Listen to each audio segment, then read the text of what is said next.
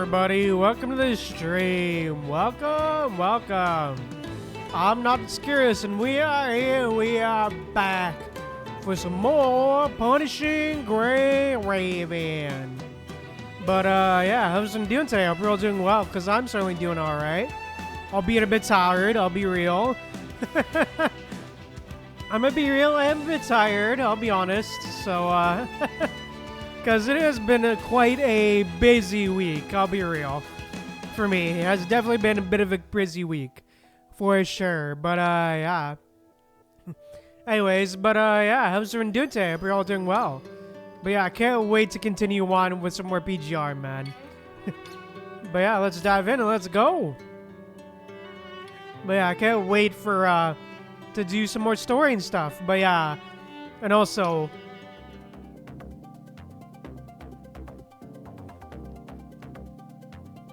And yeah, also, I just remembered. I also can't wait for the next patch as well. Also can't wait for the next patch as well. So, yeah, I can't wait for the next patch. For sure. Definitely can't wait for the next patch. But, yeah, I think with that said, I think it is time to dive in to the next portion of the story, which is, which is this Woven Prologue. Okay. Yes, right. Yes, Discord. It's time for Discord. Hey, okay. But yeah, I can't wait for next patch as well, because, like, because Kamui is going to be finally back as well. Especially for, like, next patch, which is, like, I believe in a couple days? The 21st, so that's, like, 3 days from now? I'm pretty sure is when the patch starts. When the next patch starts, I believe. But yeah, anyways. Can't wait for the new Kamui, man. It's been so long since we've seen the boy. I can't wait. I can't wait to, like, see what the story Kamui's story has in store, for real though. But yeah, anyways, I think without further ado, we're here to do some more story and try to catch up as much as we can as well in terms of story, because we are quite behind in terms of story, to be fair. In PGR story, at least, we are pretty behind, so we're trying to catch up. But yeah. Yeah, I believe last PGR stream we'd finished chapter 36, Dreams Rewound. So, which is basically like sort of a, I guess, a sped up summary chapter, I guess, which was alright. Which is okay, I guess. For like a whole summary chapter, as far as like a whole sped up summary chapter could go, I guess. To really demonstrate the changes in the timeline, I guess, is what that was essentially for, which essentially a recap chapter in a sense. But yeah, it was alright. It was pretty good. It was alright. I enjoyed it as far as a recap chapters go. But yeah. I think with that said, I think it is time to dive in to this next portion of the story for PGR. for this new chapter here. Or for this new side chapter, at least. Called Woven Prologue. So, yeah. Let's go. Freedom is bait. Oh, cutscene? Oh, damn. Cheaply offered, yet dearly priced by those in power. I've long grown accustomed to God damn, okay. I follow any given orders. Stop! Don't come any closer!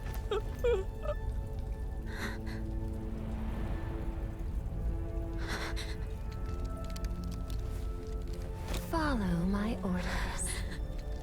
Just like old times. Oh, yo?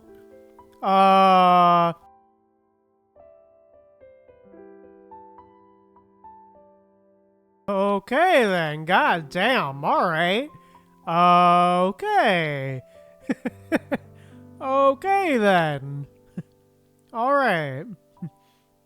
Godfather. Alright. What an intro. Damn it, those bastards grabbed every scrap of food and trash or whatever they couldn't carry. What? Are they trying to starve us? Ah, fun.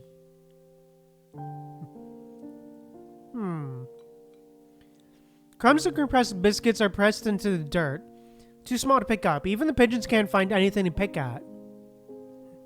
The old scavenger keeps scraping at the ground with cracked hands, trying again and again to gather crumbs, cursing under his breath. Thank goodness these old legs can still walk. Just wait. All of you will be limping one day. A torn sofa spills its rotting stuffing, with a broken plate scattered beside it. The air stinks of fermenting fruit peels mixed with a sharp burnt odor. A biting wind blows through, sweeping the stench away for a moment before it's gone. Snow again. He grips his aching leg and tilts it back, gritting his teeth like he's forcing himself to stand through sheer will. Hey, okay. Hunger and the dizziness from standing after crouching so long leaves him breathless and exhausted. Hey, what about you, brat? You stinky old man, I told you to stop calling me a brat. Aw. A boy's voice comes from somewhere inside a heap of junk. Moments later, a dust-covered figure squeezes out from beneath the two warped wooden boards. Hey, I've asked you your name plenty of times. You just kept it to yourself. Just call me that. Don't just call me that. Dust in my mouth. Rotten luck today. Walked all the way only to find a dented can someone had already picked over under a collapsing building. At least it's so empty it can't make us sick. We'll split it later. That building used to be part of a lively town. They cleared it out too, huh? No value, so they abandoned it without thought. Probably Sinclair again. Hard not to know his face. It's plastered everywhere. Benevolent tycoon who saved this tiny speck of a desert city. Even dogs are sick of hearing that story. Fred Sinclair. So what? Works out for us, doesn't it? As long as we stick near those glowing gates, there'll always be food and clothes getting tossed out. You fool. The more of these gates he's built, the more people like us there will be. Less Paradise Entertainment. Oh. Never any party. Never get your troubles. Never forget your troubles. Step into paradise. Sing, dance, you thieves and scoundrels. Dance yourselves to death in your gilded cage. Take it easy, old man. Aw. If you swallowed your pride and applied for last paradise aid sooner, you wouldn't still be dragging that bad leg around here. What do you know about aid programs? Damn. All lies. They're nothing but filthy hyenas in fine clothes, feeding on corpses, and you stop with the big talk, kid. The words hit a raw nerve. His face twitches with rage, but when he opens his mouth to curse, nothing comes. His chest, cheeks flush, and all he can manage is angry, incoherent mutters. Swallow my pride? Then why don't you beg your parents to take you back? You showed up here scavenging in a... and it's high like some fancy gentleman, and look at you now, filthy every day. What a sorry sight. Where's your pride? Do the dogs eat it? Damn. The argument escalates. At first it's just shoving, but soon they are on the verge of a fight. Ah, fun. What's it to you? You don't know anything about me. Garbage like us, we're just waiting for the world to clear us out. Who are you calling garbage? My parents never said that to me. Without thud, the boy charges like a bull, slamming the old man into a pile of books and newspapers, sending papers flying. Aw, you listen to me, kid. Ah! A kitten? Wah. They both freeze. Start pressing his head into the old man's chest. The boy frees one arm and shoves aside the junk in front of him. The kitten cries grow louder. They follow around the sound source and exchange a bewildered look. No, it's a baby. A human infant wails at them from inside a swaddling cloth. Damn it, leaving a baby out here in this weather. Were they trying to kill her? Wah. Their eyes return to the baby, still struggling to wave her tiny fists. Aww. The cold will turn her skin a frostbitten red-purple, and even her whimpers are growing faint. Oh, damn. The old man wipes his hands over and over on his rugged coat, then hesitates, too afraid to take the swaddled baby. Can you keep it down? Cry any more and you'll be out of strength. Aw. The young scavenger shoves past the hesitant old vagrant, tucking his hands into sleeves far too long for him. Moves aside, Ping. Aw. There, no more crying. Aw. You're pretty good at this. I used to have a little brother. I'd take care of him when my parents were at work. Then one day he got sick and died. Oh, damn. God damn. After that, the boy exhales a cloud of wet vapor, gasping like the cold has stolen his breath, and falls silent. Damn. God damn. Okay, damn. God. Ayo, damn. Holy. Wow. Damn, that's messed up. Jesus. Okay, damn. Okay, then. Okay. Alrighty then, damn.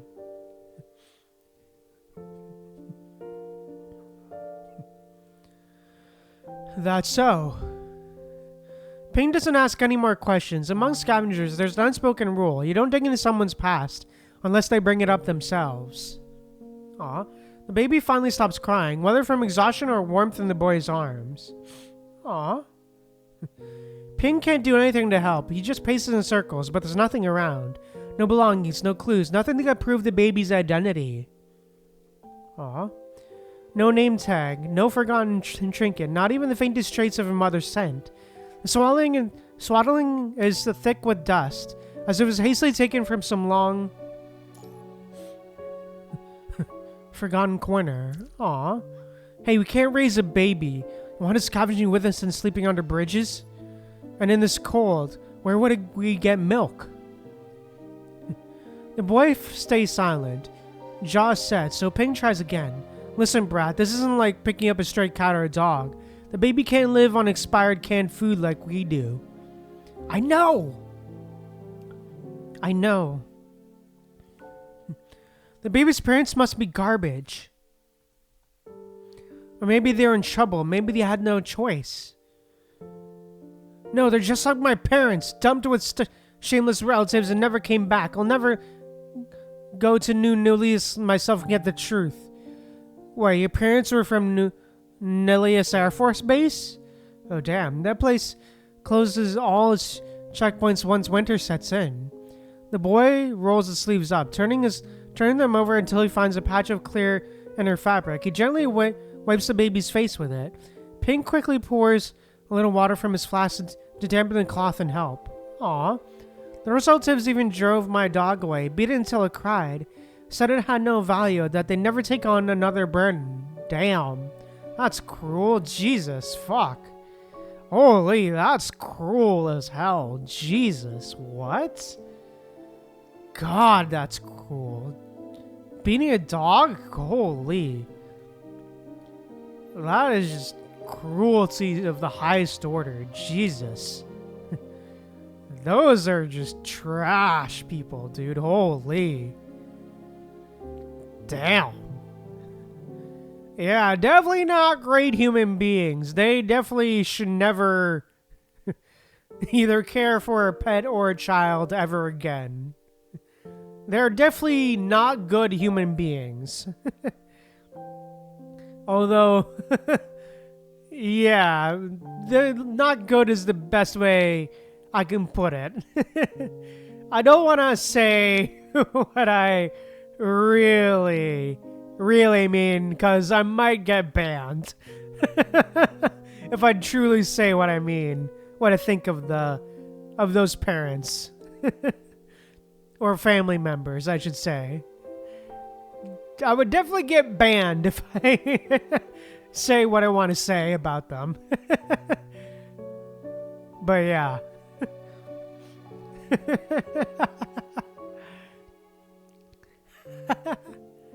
Value. So my only value to them was the foster money going to their account.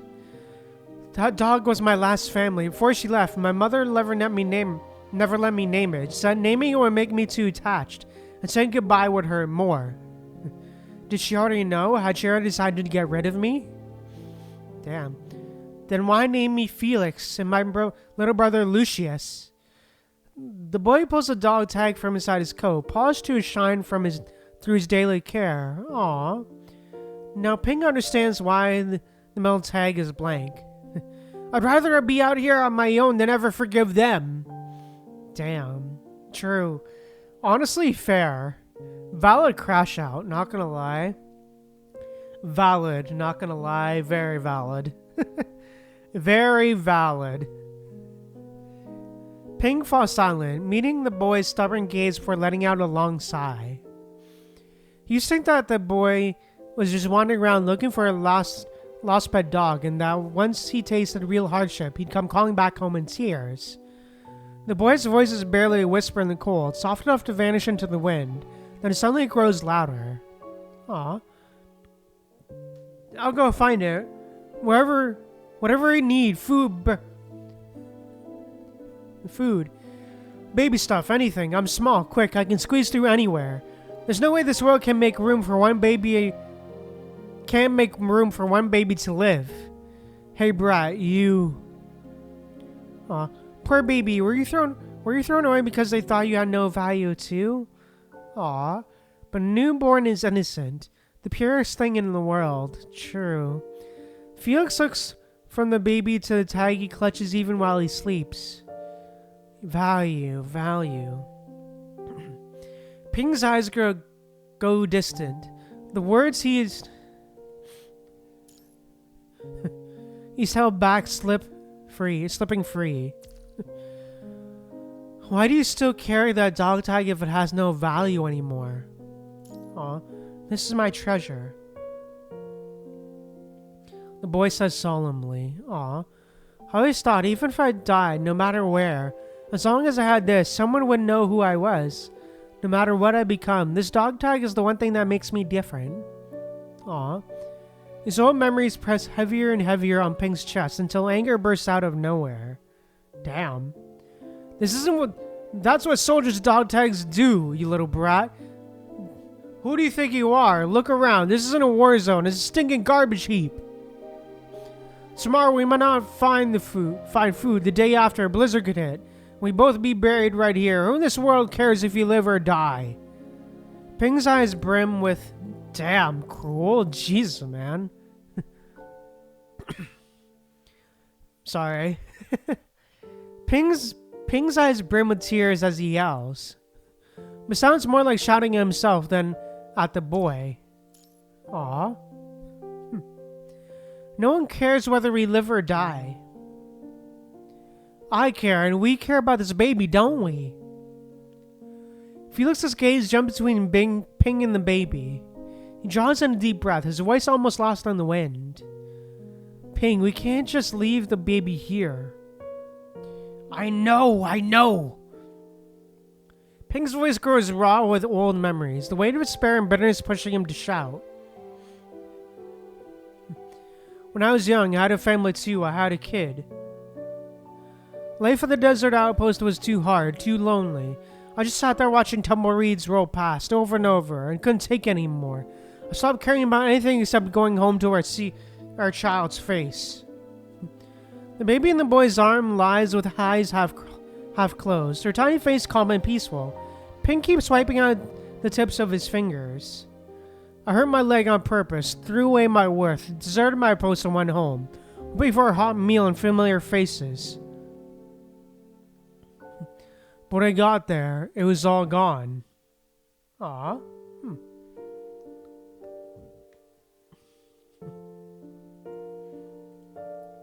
The houses are flattened. The streets nothing but rubble. The people gone. Maybe they were all gone to that glittering place in the distance. You work your whole life thinking it'll buy you a happy family, a stable retirement, or is it just so someone else can add another mansion to their collection or a sports car to the garage? Damn. That's how it is. The poor get driven out and the rich get richer. Even so, the baby's still worse off than me. Born with nothing, homeless from the start. Aw. Homeless people, there are two of us right here. We're all in this together. A defiant smile tugs at the boy's lips as he straightens his thin chest. With that one sentence, he seems to stitch an invisible thread, tying the three of them together among the trash. Aw. Poor little one. Thank you for coming here into this world, for coming to us. Aw. That's right. We all start the same, born naked. With nothing at all. Aw.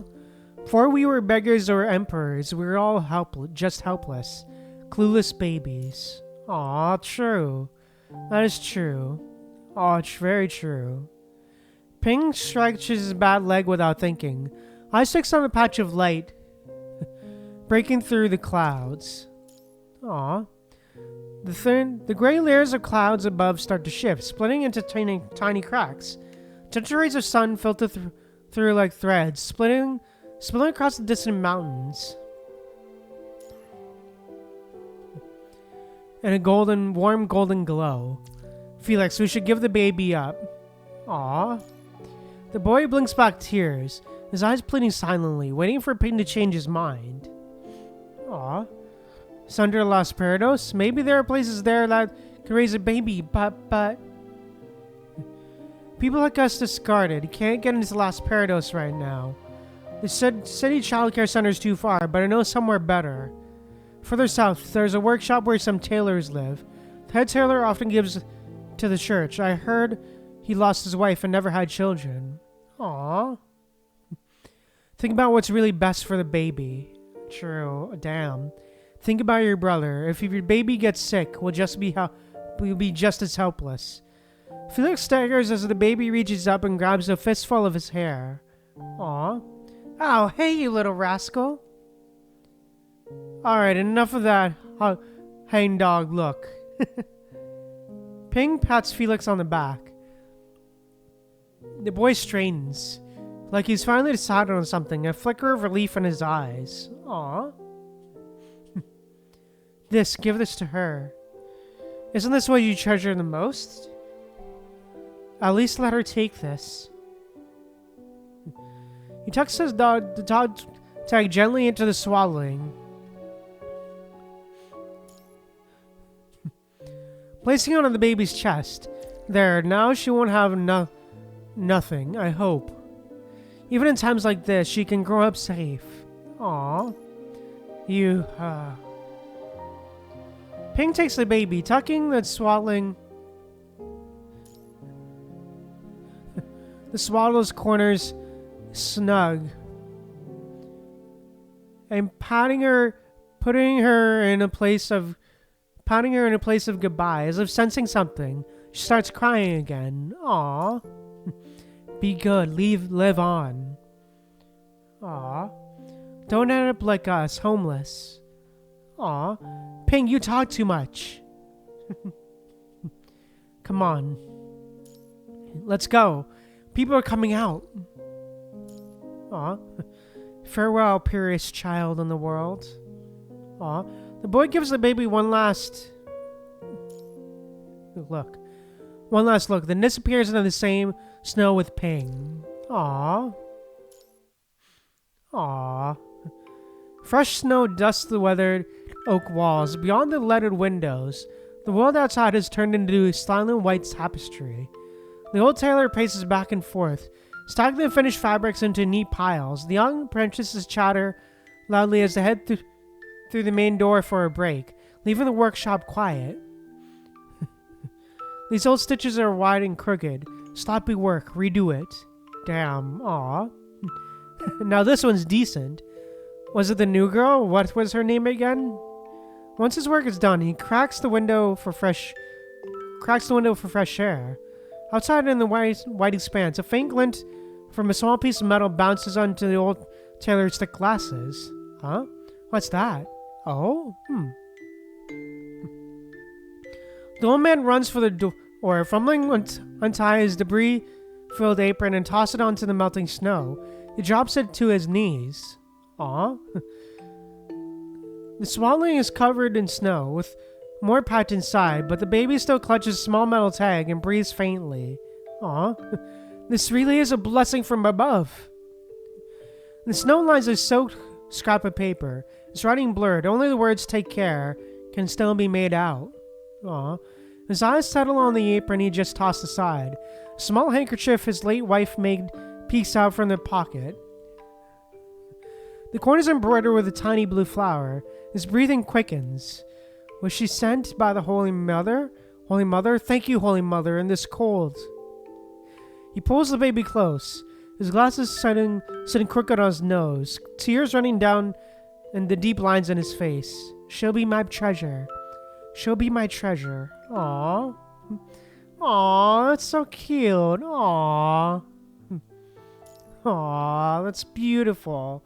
Aw, it's so cute, man. I love that. Aw.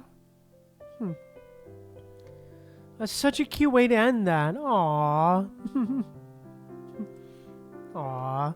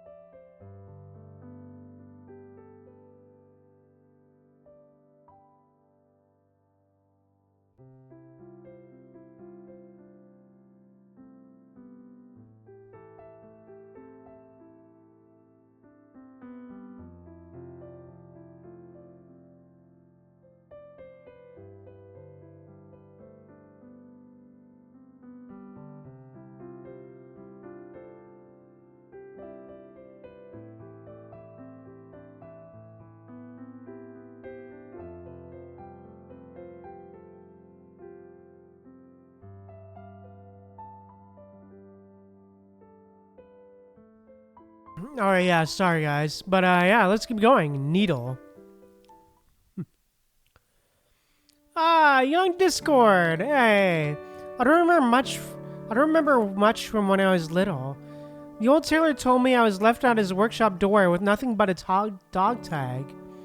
Aw. Or at least this looks like young Discord.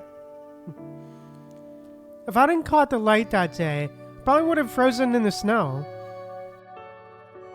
He told me to keep it with me always, my lucky charm. Aw. So that's why you treasure that weird bit of metal so much. But Auntie Needles never liked me. She says I must be some dirty vagabond's child, or that I was brought in by dogs. Aw.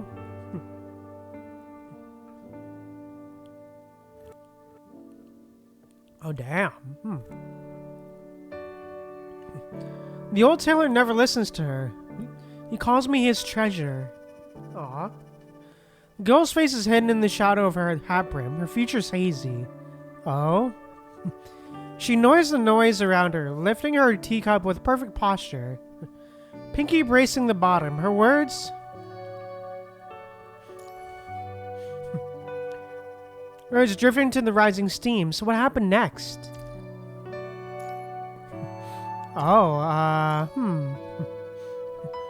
For the first 3 years, the old tailor keeps Concordia's origins quiet, afraid it might cause trouble. In the workshop, life is always half hidden.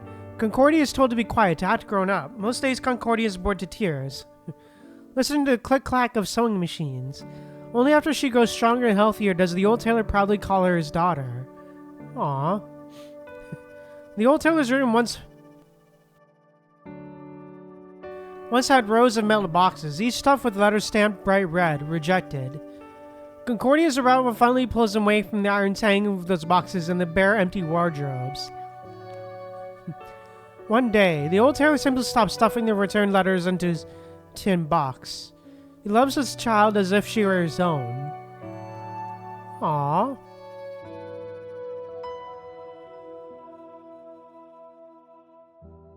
She was heaven's greatest gift to me. Aww. The old tailor starts telling anyone who will listen. What I hold is my happiness. Aww. His hands can still feel the ghost of her weight, the faint warmth from when she was still small. Aww. Look at you, Concordia. Tell her again. Soon the doorframe won't be high enough for your marks. Aww. He draws the chalk lines himself with a carpenter's ruler, smiling at the growing marks like they are tree rings. Aww. One day, the others at the workshop notice he has stopped writing unanswered letters and starts keeping a diary instead. Aww.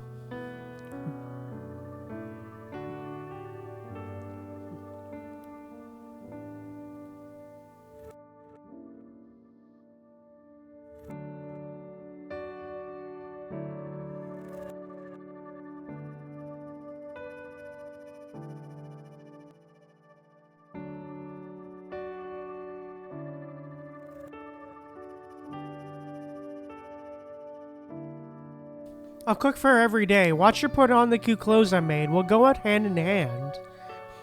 Time moves too slowly. I can't wait to see her grow up. After writing this, the old tailor sets down the pen, takes off his glasses, and stares at a long time at the ink spots on his diary.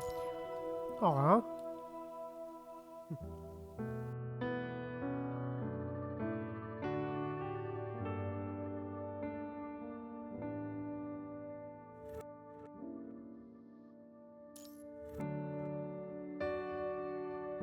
And yet time moves too fast. You're still so small. I just want to stay with you a little longer. Aww. He feels both the joy of watching her grow and fear that he won't be there for her much longer. Oh, damn. Aww. Her first steps, her first falls, her laughter. He bakes her birthday cakes year after year. When boredom makes her pester him, he gives in, teaching her how to thread a needle and use child-safe scissors. Concordia is still too young to understand how her arrival and growth here growth have changed the workshop. Aww.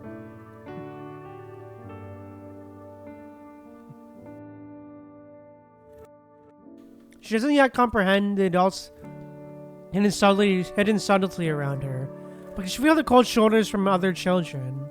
Aww. She throws herself into the hobby she's learned by osmosis. First playing with fabric scraps, then clumsily mending her own clothes. Aww. This is a sewing thread, and this is a seam ripper. Thread looks soft, but when it's pulled tight, it's sharp. Be careful when you use it. Aww. Thread crouches beside her, patiently showing her the tools they rely on to make a living. Aw. Look, Auntie Thread. The needle you lost, that's right here. Aw. Ah, you have such sharp eyes. Thread is always smiling, and the nearby children are drawn to her warmth. Aw. Fabric walks by, carrying silk, and pauses to ask, Concordia, why do you want to learn tailoring? So I can help out at the workshop. Aw. Needle and scissors, busy cutting and marking nearby, freeze for a second and exchange a dark, knowing look. Fabric watches Concordia eye the fabric shears with eager interest and can't help imagining his soon-to-be-born daughter. A smile spreads across his round face as he praises the girl. Aw. Such a thoughtful kid. But the sharp tools are still too dangerous for you. Go play with your dolls for now. For now. The apprentices hear the child's words differently than she means them. The workshop's income has been dropping for years. Even if they master their craft, will it be enough to survive? Oh, damn. Machines can mass produce almost anything now. The famous designers only work for the elite, leaving workshops like theirs, stubbornly hand-making everything. scraping by with just enough to eat. Damn. In Las Perdos, the world's entertainment capital, the rich flood in and spend credits like water. At the snap of her fingers, fortunes spring up like fountains. Expensive suits, gowns, exclusive salon perfumes, symbols of wealth that have to be switched up daily because no one wants to be looked down on. Aw. Their favorite phrase? One of a kind. They brag about how many people and how much work they went to the custom orders, completing more and more viciously every year. Artisan craftsmanship, handmade excellence. That's their badge of superiority, the thing they flaunt at every social event. Aw. The public laptop media reported tech breakthroughs and lavish feasts. The insurance industry is booming as never before. It feels as if this will all last forever. Yeah, sure. Sure.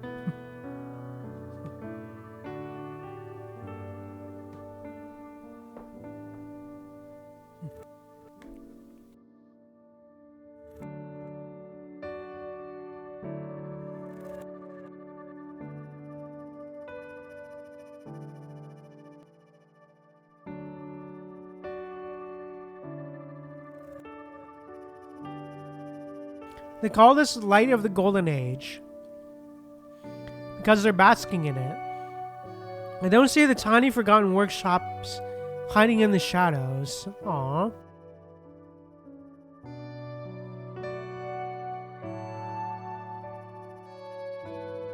How about at the workshop? Times have changed.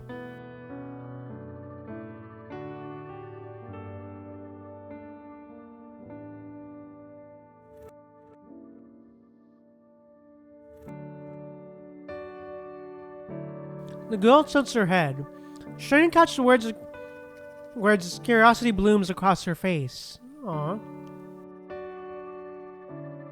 What kind of era are you all talking about?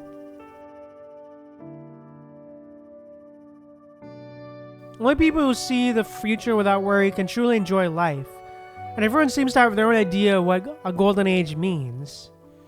Concordia is the same, carefree, unaware of the adults' concerns, unable to grasp the changes of the times, She skips off with her doll, leaving the workshop heavy with silence. Aw. For a 5-year-old, only one thing feels worth worrying about. Aw.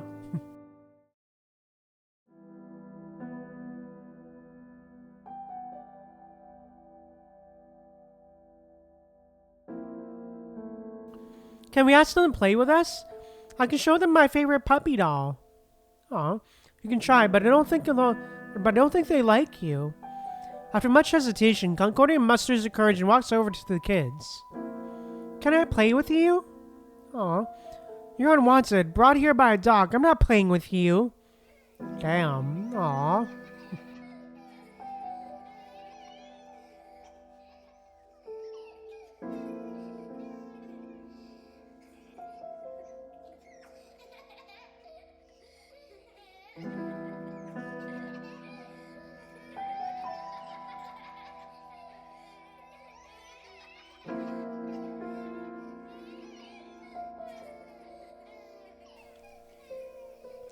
One girl mutters under her breath, pointing at Concordia. The other children laugh.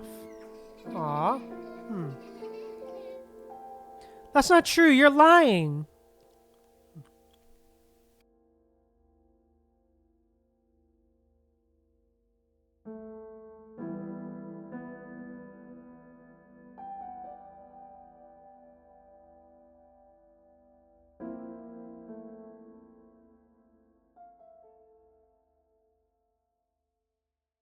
See, told you. Orphan, if we play with you, we'll have bad luck. Damn, really? I do have a dad. The old Taylor's my dad. Ha, he's old enough to be your grandpa. You'll be thrown out with him sooner or later. No way. She looks down on you. She mouths the old Taylor. Soon you'll be filthy, picking food out of the trash on the street, like some unwanted stray. Ha! Teach her a lesson. Shut her up. Damn, that's cruel. Concordia steels herself. The moment the ringleader returns to laugh with the others, she shoves her hard from behind. Damn. The girl lands in an icy puddle. Her clothes and hair are soaked with filthy water. She bursts into tears. The others scatter. Damn, that's more like it. Let her see that power is everything. Look who's the filthy one now. A strange thrill rushes through Concordia. She won. No one could talk to her like that anymore. Bladder's right. Power matters most. Damn. Then the old sailor's daily prayers echo in her mind, washing the thrill away. Aw. The old tailor has always been devout. In an age where faith has given way to rapid technological progress, people like him are rare. Most put the trust in progress rather than the divine.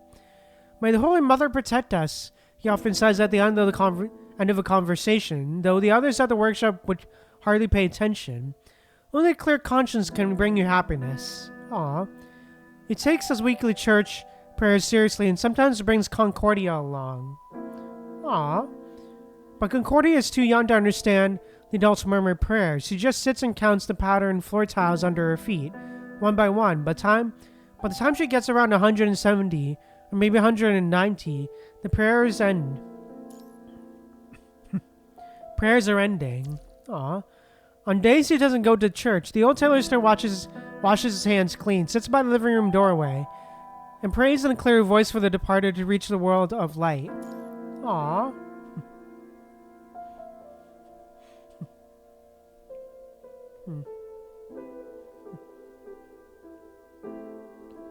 Forgive us our sins and deliver us from peril. Oh, you're so mean. Aw.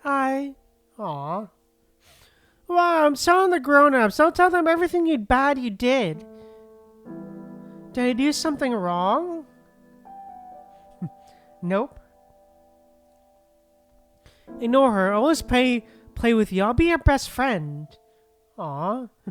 Come on, let's go play on the swings. Concordia's heart pounds. It feels wrong somehow, but speaking badly about the old tailor feels wrong too. Aw. She hovers between the two worlds, unsure which way to go. One world is bright, good, and righteous, where she's expected to do the right thing. If she does wrong, she should apologize sincerely and ask forgiveness. All kinds of souls are meant to go to that place. Aww.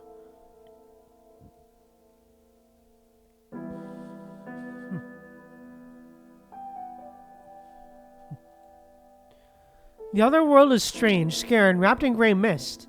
People there are usually rule breakers, but somehow freer. Damn.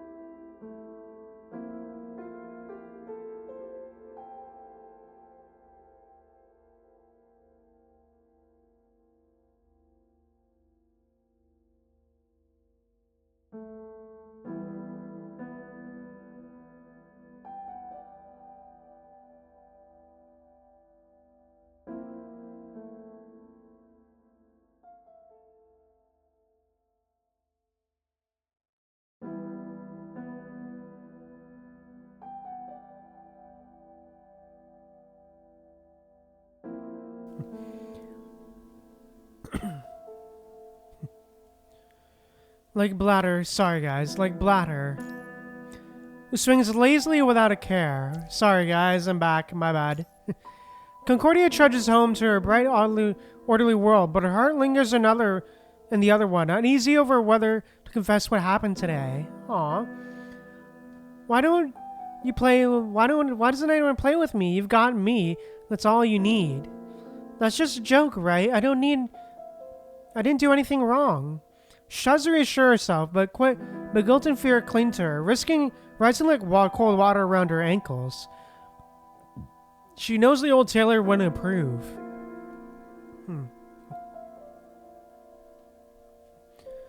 In his workshop, everything must be neat, fair, and just. How do he makes a mistake as a judge and tool to make it right? The apprentices think he's too strict, but he follows rules all the same. The Holy Mother wants to hear her people confess so she can wrap them in her endless love. To be human, it seems, is to be born with sin.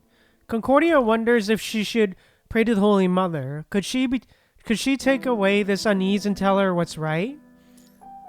She cautiously pushes open the workshop door. The old tailor looks up from his pile of fabric, smiling and waving her over. Warmth, slight safety, and familiar sense surround her. Concordia smiles back. She decides to keep today's events a secret. For now, she's back in the world of light.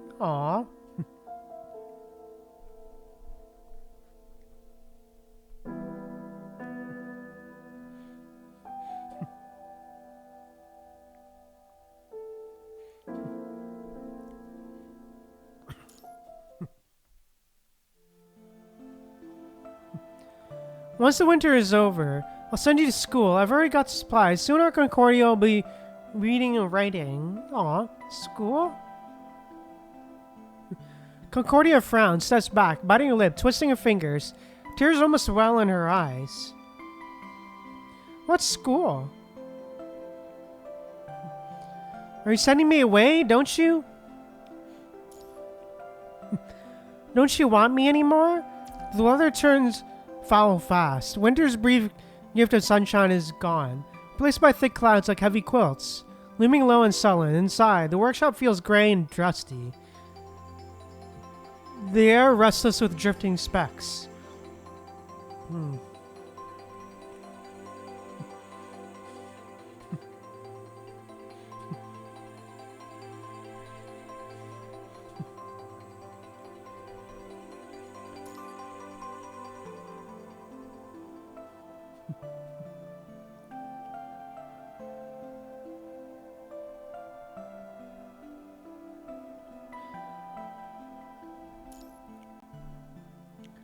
Concordia's bright, safe world feels like it's teetering on the edge of collapse, fragile as an egg about to smash on the floor.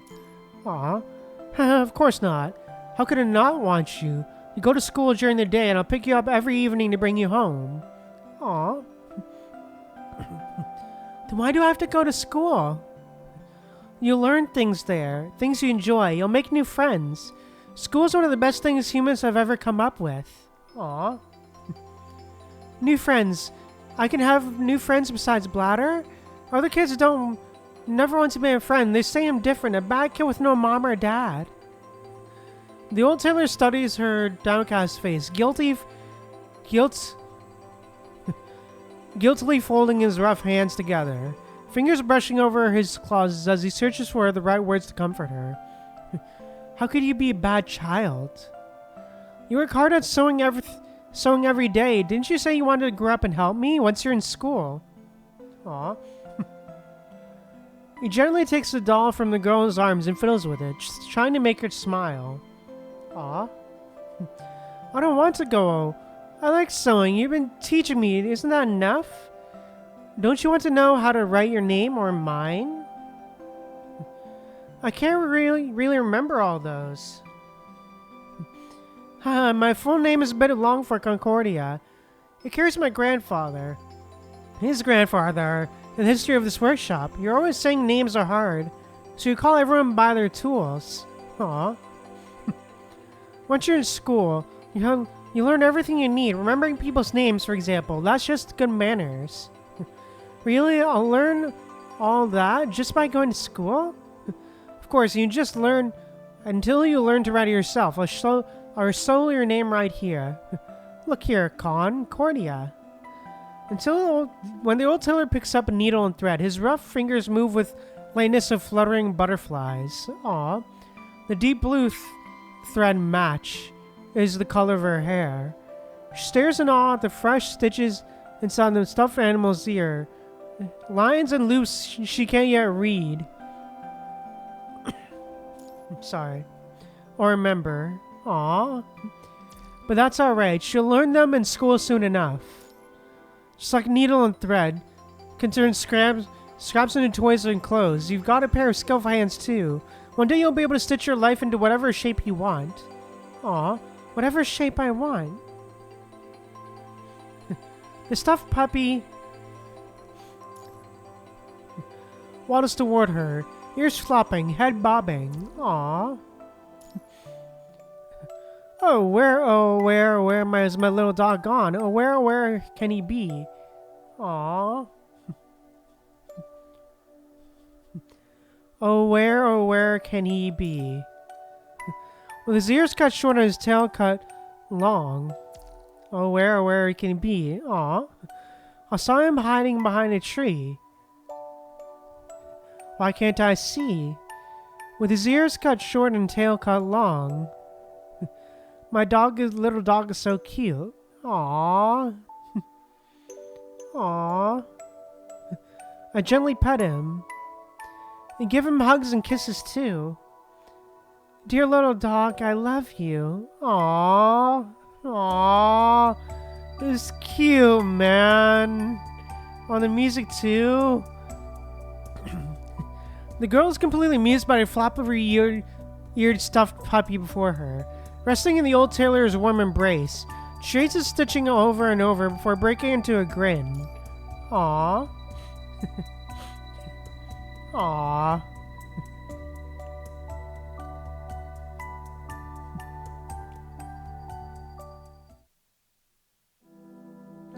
The poor stay poor because anyone can do their work. To survive, they have to become irreplaceable.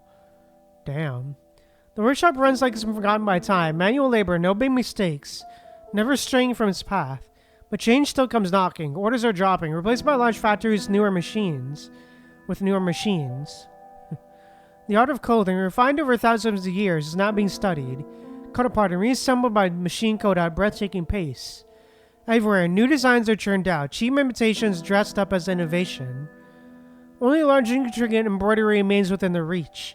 The threads are expensive, the work delicate. These embroideries and pattern embellishments are often possible to show off wealth and taste, studded with countless sequins or beads.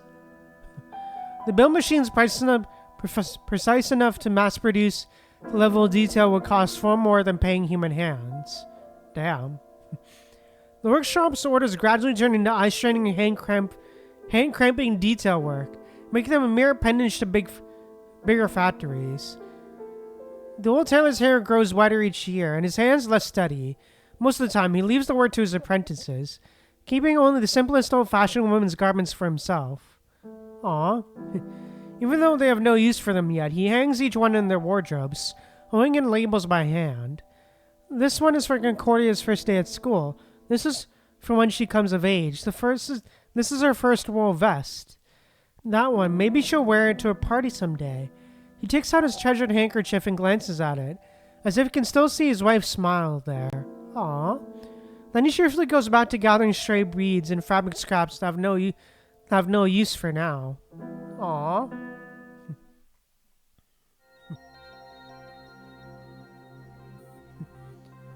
Not everyone can find contentment in the steadily declining predictable life. Damn. The old tailor is getting on in years. He doesn't look like someone who can adapt to new tech. Aw. That's a bit much. We could at least ask what he thinks. Everyone knows he'd rather die than switch to a newer machine. He's terrified of that accident happening again. Strict, stubborn, inflexible, out of touch, and in the way. Orders from Las Perdos keep piling up.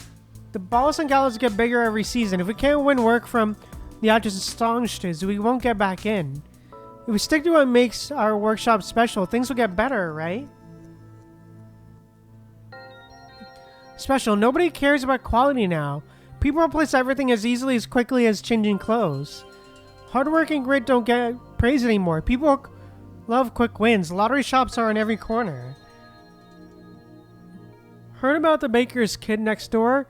Won the first prize on a lottery ticket and quit the spot, grinning ear to ear. Ear to ear.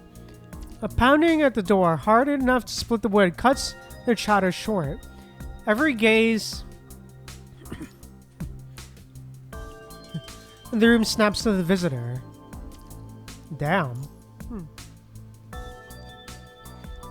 We got company. It's those people in white shirts everyone talks about. Concordia shrinks from her corner with needles and thread, scurries to her room and locks the door. Aww.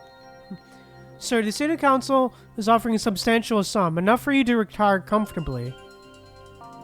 The old senator snorts and drops his fabric shears onto the table with a heavy clank. These days, a different person in a white shirt shows up every few days, all for the same thing. Retire? You're telling me a tale of decades to retire? If I were you, sir, I'd have signed ages ago and settled in flourishing Las Parados. By now. What exactly are you holding on to? What am I holding on to? The old tailor's mustache bristles and his eyes bulge with anger. He even spills coffee across his cuff. Every coat in this town, every pair of suit pants, cashmere vests, the aprons your mother and grandmother wear, come out of this workshop. Why would I trade that for coin? Ouch! I've said this 1,000 times. The man in the white shirt licks his lips and keeps going, trying to look professional. Times have changed, sir. People always fear what's new, but the ending is always the same. Hardly anyone reads books and letters now. Golden banknotes have turned into credit points. From here on out, it's the age of technology and progress. Have you seen the news? They detected a 600-meter asteroid with a chance of hitting Earth in a few years. But the Human Technology Alliance has already sent ships to handle it. One blast, fireworks in space, and the threat is gone. The last one like that wiped out the dinosaurs and brought centuries of ice age. This time, it won't happen. Our brightest and best guarantee it will never happen. This glory belongs to the noble, virtuous human race. The old tailor shows no sign of being moved by empty slogans. The man in the white shirt slowly raises his fist, chastened. Do people reach into their suit pockets to pay you after a speech like that? Begging at its finest. It's an ignorant commoner.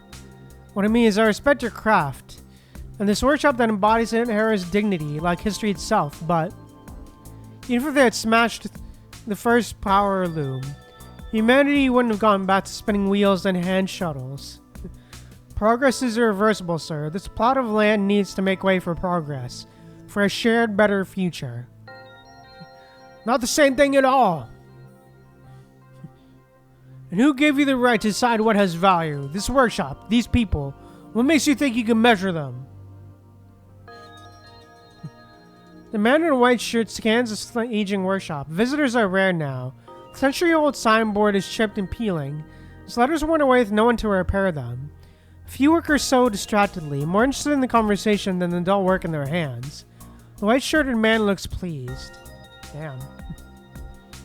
Mr. Archibald, believe it or not, I believe you're quite well known for where we're from. We regret what happened in that incident too. We've just signed these. We'll be happy to give the past a better closure. Signed papers, closure. That's what we did back then. Papers signed and the slate wiped clean. You think I believe your lies again? I can give up everything, but a dead person. Could she ever come back? The old tailor's voice breaks. He has to take a few deep breaths. He looks at the wardrobes that once stood empty when they were no longer needed. Damn. We understand you're upset about what happened back then, but let's not mix issues. Don't mix issues. Fine words. You people in white shirts come and go, splitting spitting cold, empty lines. No one takes responsibility. No one truly cares. Everyone knows they spend more money silencing people than fixing the problem. I just want the ones responsible for stepping forward and explain why it happened, where it went wrong. We slipped up and to mend it properly, like stitching on a patch, and shouldn't be mended. Then rags, throw out the rags for good. It shouldn't be like this. It shouldn't be like this. You go on and on. The letters of complaint, petitions for years, enough to fill it for a lifetime. Don't you already know the truth in your heart? We're not the ones who caused those tragedies. At the end of his rope, the man in the white shirt pops open his collar and drops the threat. Damn. You may be a fool, but your apprentices aren't. A place like this, one spark and it burns to the ground. One spark and it burns to the ground. Be sensible. It will be better for everyone. Someone sucks in a breath. A loose spool of thread tumbles to the floor. What a shame. We'll be back. He strides out, head held high. His pristine shoes creak sharply on the old wood. Thread shakes her head. Closes the door and goes back to her embroidery. Needle and scissors stand on the either side of the workbench, tugging the fabric. They can't get it smooth. Flattening the left and right puckers. Fabric clutches the tape measure, wraps it around his head again and again, nearly choking himself. Hypocrites! The old tailor glares at the retreating back, curses under his breath, and turns to his apprentices. No one dares meet his disappointed eyes. Master, maybe you should consider the offer. Needle forces the words out, palms sweating. Oh, damn. Wretch, did it teach you to this craft so you help outsiders sell off our workshop? He explodes, pounding the bench again and again. The thunder of it echoes through the room and makes the tools tremble. Damn. Aw. That's not what I meant. Fabric jumps in to smooth it over. Hey, Catherine was just kidding, right?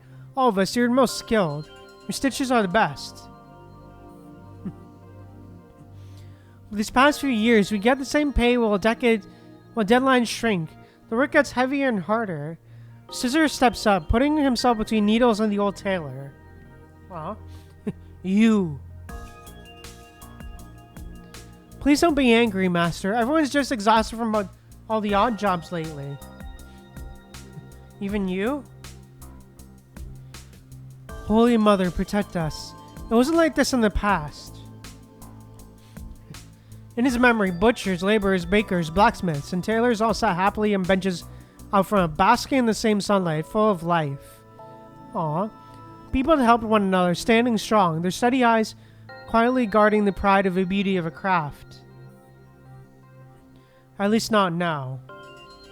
Back to work, or do you think workshop should die today? Exhausted, he wipes away this coffee stain, removes his sleeve guards and apron, and retreats to the back room. The inner workshop grows more stifling by the minute. Only for a browse and click of sewing needles break the silence. Aw.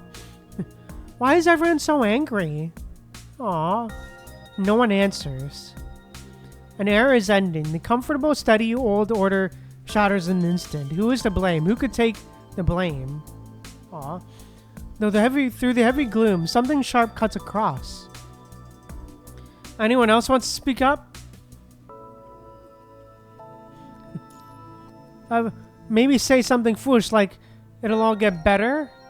Damn. Okay. Damn. Okay. Well, okay then. Damn. Okay. Well then. Wow, that's crazy. Well, that was certainly tense.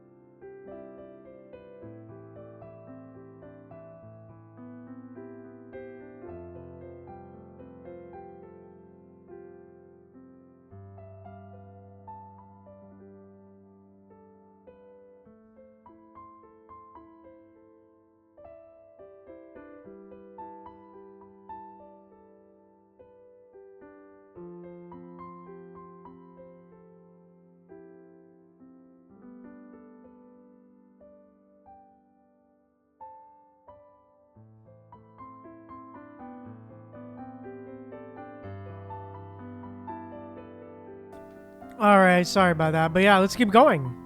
Threading. Let's go. What did he say? Shorten it again? The big city factory is so overloaded that even running their machines around the clock isn't enough. And now they want us to sew trimmings to fill their gaps? Earlier deadlines? Faster speeds? Words keep cutting the night like a blade. Damn. The big factories take the prime cuts and we get the scraps. Sleepless nights, day after day, stringing junk beads. Do you know how much price have jumped? Do they know how many loaves one heavy dress earns us? Bah, none of you deserves it. Not a single one. Needle grows even more furious at every word, trembling all over. She reels the half-finished gown. The precious thread snaps and natural pearls of every size scatter across the floor. They all stay up night after night. To finish this order. Massive workloads and have timelines fray every nerve. Flesh and blood need rest. No one can outrun machines. Damn, true. Dark rings set on her dull, empty eyes as stamped into every face. Easy. These pearls are worth more than both of our lives. Fabric sprawls across the floor, carefully gathering the precious pearls one by one. Worth. Who's ever cared if we live or die? A bead is rolled into the petal's gap. Fabric can't reach it no matter what. He hauls himself up, chest heaving, sweat burns his eyes so badly he can't close them. The big, broad-backed man finally breaks.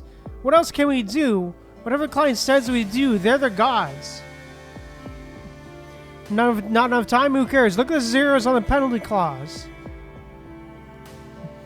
Master doesn't bother anymore. Today he chased the white shirt man off and shut in his back room.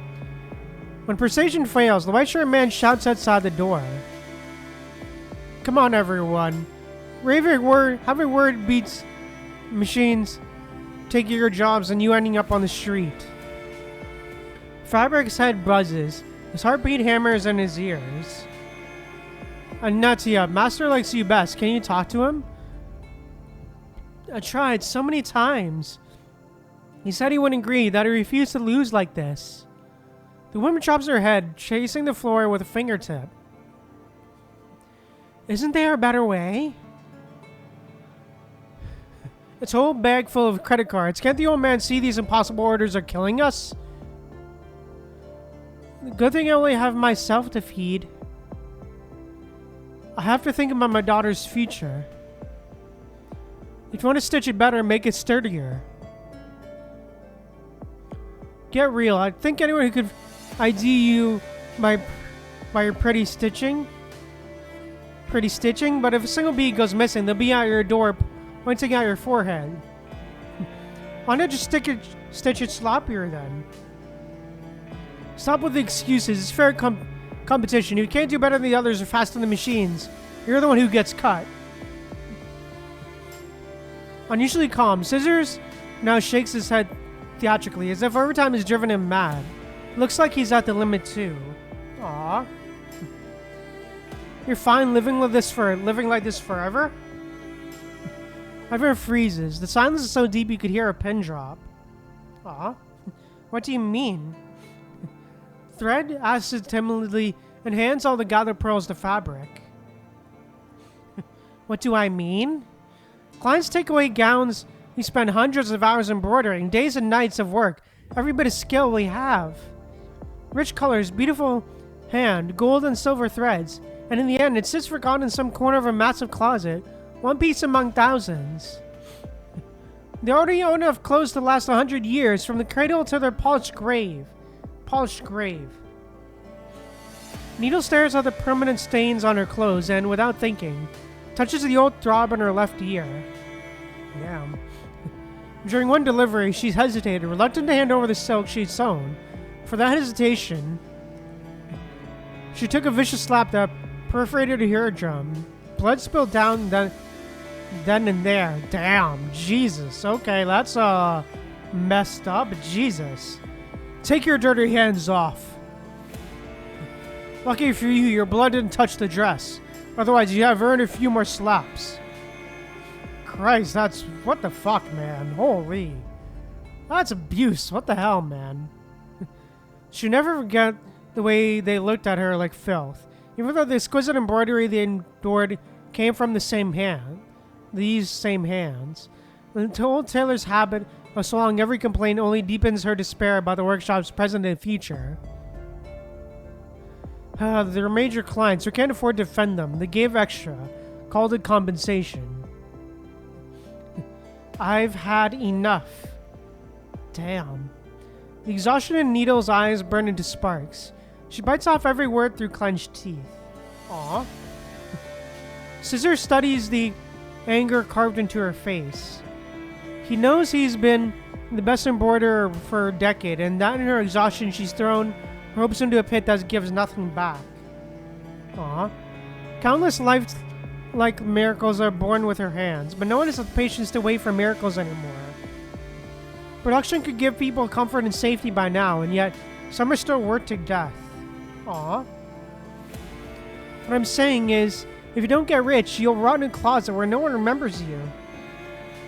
The world doesn't care about the poor. I won't miss any chance that comes. I'm not going to join the homeless with a smile. Damn. How would you talk him around? They've come by this place 15, 20 times. The old tailor throws them out every time. You heard Anita. He'll never agree. They started at 1.5 times the market price, stingy as could be, but by the time it came during the day, it's gone up triple.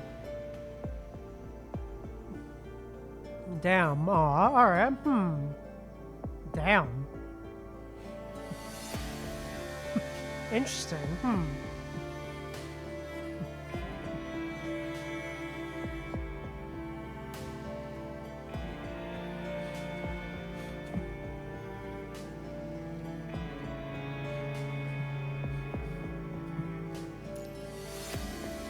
Triple, that's a jackpot.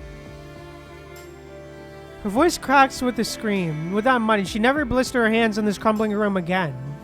Damn. Perhaps just a little of this golden age afterglow might still brush them. Aww. Where there's profit, people flock. Where the profit doubles, some sell their conscience. Fabric clears his throat, uneasy. Got objections? A better plan?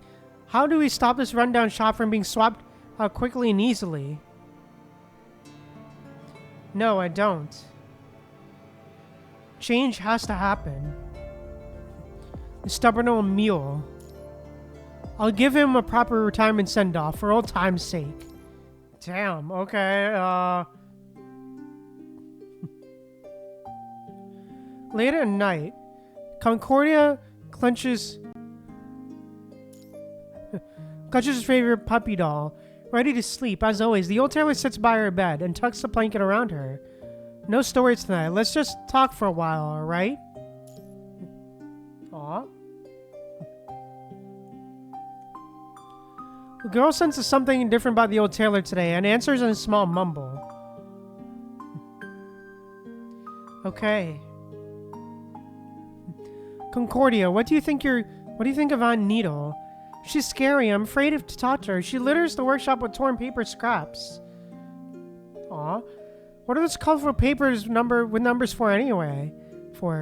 If they're important, why tear them up? If they're useless, why stare at them all? Stare them out at them all the time. The old tailor wants to sigh, but holds it back in front of the child. Aw.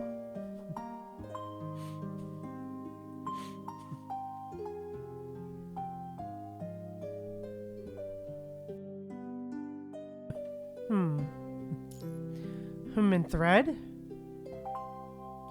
Auntie Thread is kind. She controls Auntie Nita when she cries. She's got some super soft fabric. I heard it's really expensive. It's my close friend Uncle Fabric's baby girl when she's born. She's shy. With people she knows or strangers outside, she always speaks in a tiny, tiny voice. Aw.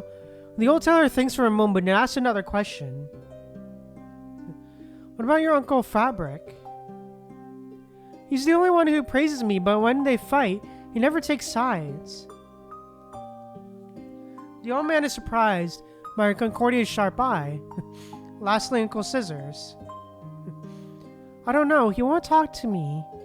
The girl's eyelids droop, her lashes casting little shadows. Aw. He only likes being with Auntie Needle. Aw. Alright, kid, you've talked enough. Time to sleep. Aw. Concordia drifts off to sleep. The workshop still runs through the night, but she long since learned to sleep through the noise. Aw. In the yellow light, the old man looks even more bent. He hides his every metal box of old letters, then runs his fingers over the clothes on the wardrobe he made for her. When he grows old, when his eyes fail and hands can no longer sew, when the workshop he devoted his life to use someone is in someone else's hands, at least something will still be there to keep her company. Aw. Since she came into this world, let her feel a little bit of its warmth. It's time. The time has come. Aw. He makes up his mind. Aw. Catherine's temper is quick and her math is poor, but her work is always the best. If she were an assistant to a real designer. Bessie is a worldly and fits in anywhere. Perfect for expanding business. Constance's mind is as sharp as her craft. She never makes careless mistakes. As for Anita, I truly don't know how to judge her. She's always quiet and unassuming, yet so thoughtful. Almost as if she can read minds. Could it be because of her background? Maybe she can hold things together, at least until Concordia comes of age. The old tailor grips his short pencil stub and mutters to himself, thinking. A knock on the door breaks his focus. He coughs twice and hides the yellowed page with the only opening lines written. Master Archibald? Christmas is next month. We planned a celebration. Maybe we should set work aside today. A celebration? But the date is near and the client's order is still... Concordia's birthday is soon, isn't it? We should give her a special gift, a surprise. You're right. Of course, she's my treasure. Aw. The lights in the workshop are mostly out now. The sewing machines still hum lazily, like tired bees. Oh shit, presents? Okay. What do we do now? Oh shit, it's gone too far. There's no turning back. What about Concordia? Someone asks in a trembling, pinched voice. That filthy little thing, a ball of germs with dog tag to match. If the old tailor didn't have a habit of hoarding such useless junk, she'd have frozen to death years ago, right? You don't know what you need to do. But she's only a child. We should have left her to suffocate in the snowbank then. You just didn't want her bloody hands, coward. The girl startles awake. The workshop is strangely quiet, and the smell is wrong. Oh, damn.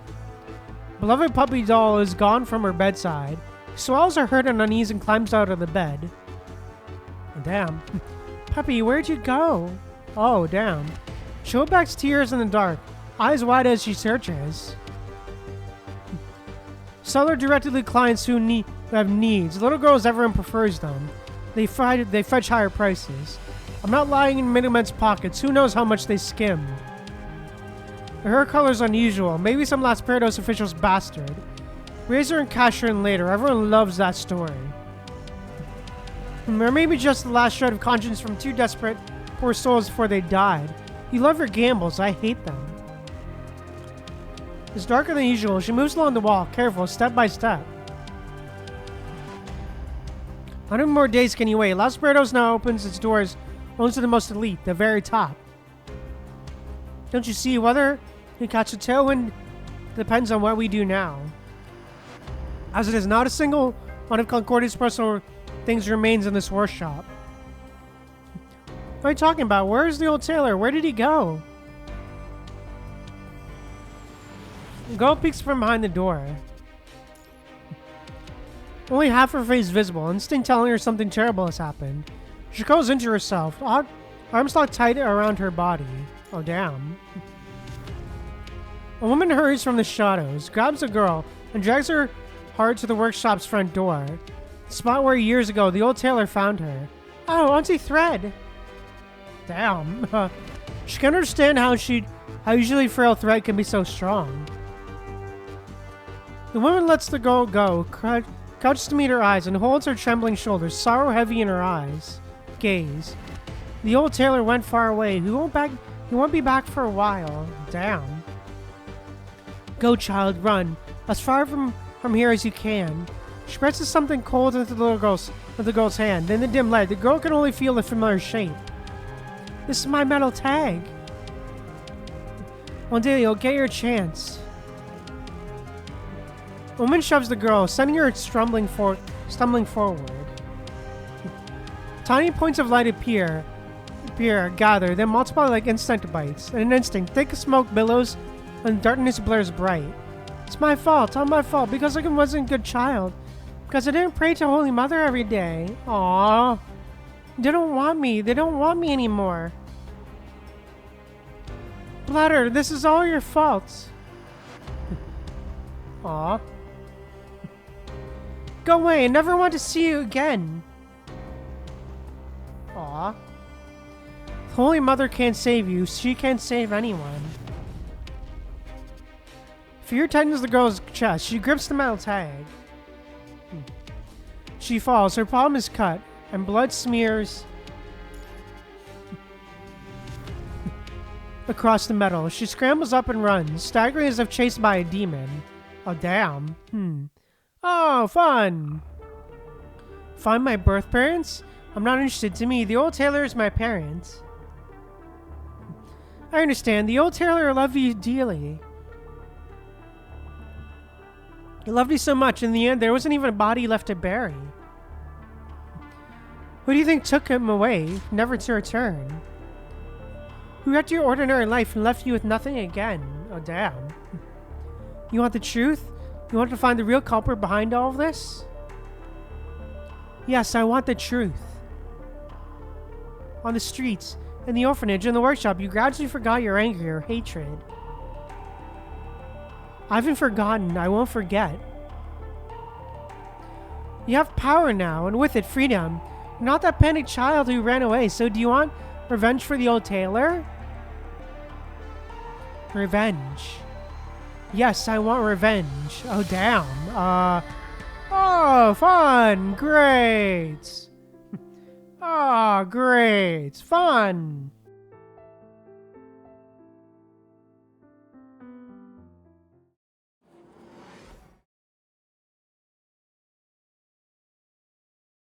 Serves you better. Stop paying attention. Okay, what?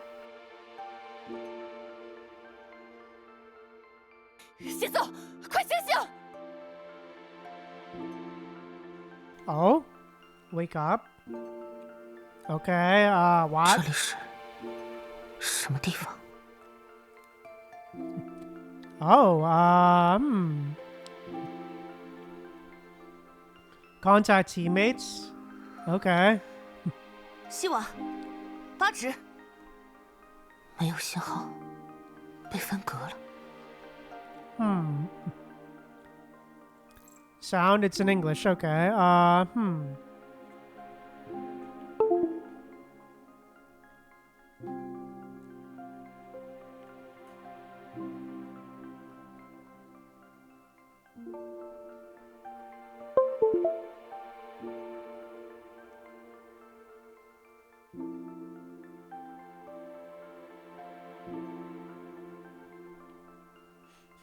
All right, there we go.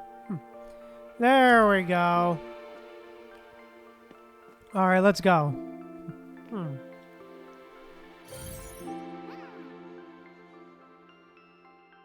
Oh, damn.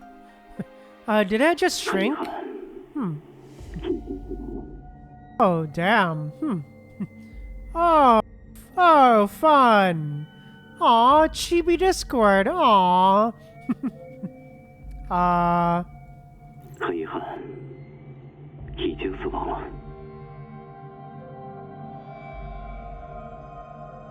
你他妈胡说什么？先走，快醒醒！ Oh 别 damn, 有命 what? 令就不知道做什么了吗？往前走吧。Huh. So that's what it used to be. Still better this way. Huh.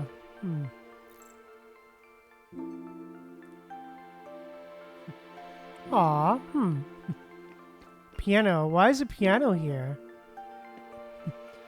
Wait, but okay. Piano stands in solitude. It's like lacquer chipped. Its keys yellowed with age, no longer pristine, yet still carrying countless emotions. Such a delicate instrument. One careless move might break it. Aw.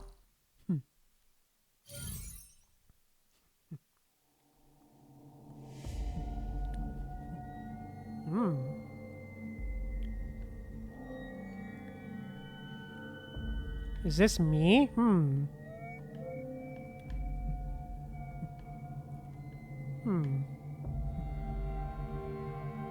Oh, what? Sleeping girl. The girl sleeps soundly. If she's Discord, then who am I?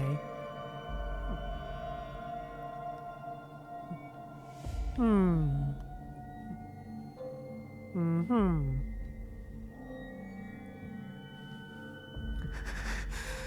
还剩多少时间？ Oh, Mission is, what about yours? You should leave as soon as possible.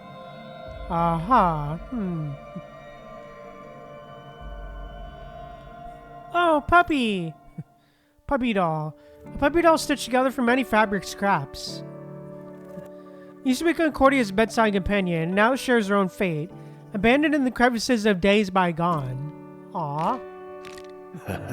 小血豆啊，快过来，我给你准备了礼物。 Aw. 是给我的，好漂亮。 Aw. Can take this with me? Never mind. Aw.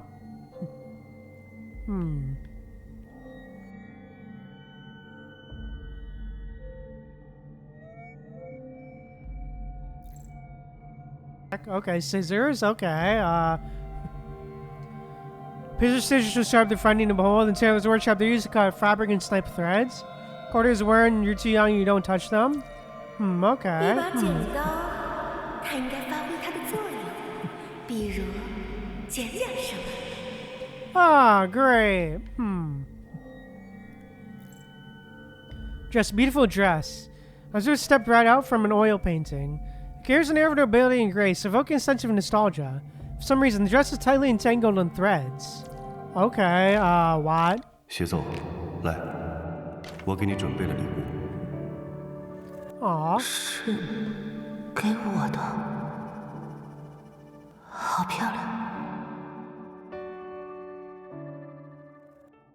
Use scissors. Aw. 这是他遗忘了的故事，还是被他一度坚信的真相？放心， Ah, 我都为你 great. 准备好了。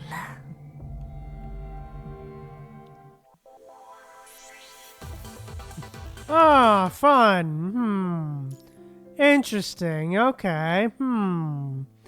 Very interesting. But yeah, I'll be back. I just need to do something real quick. I'll be back.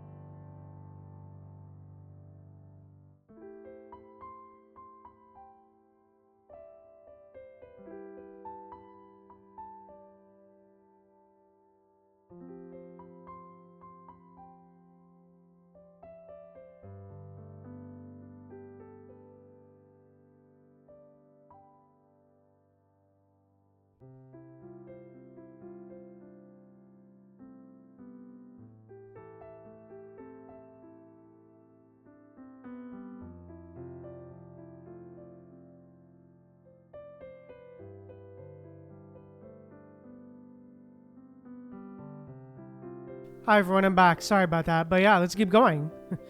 But yeah, I think this will probably also be the last story note for today, most likely. We'll do today. So yeah, let's go. Yesterday's world. Hey, let's go.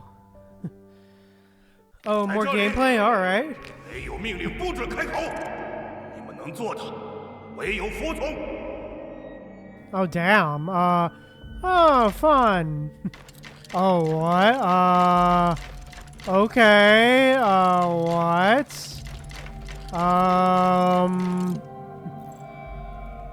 After she gave me this bag candy, she paired with a staff. Okay.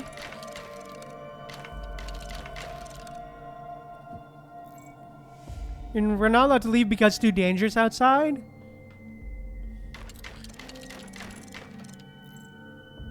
It's too dangerous outside? Okay,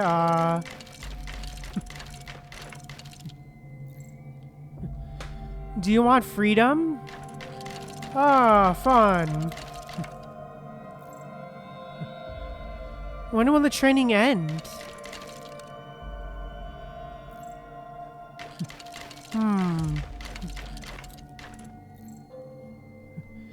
Go away, I won't touch you again. Ah, fun. Oh, well, that's certainly not unsettling. What?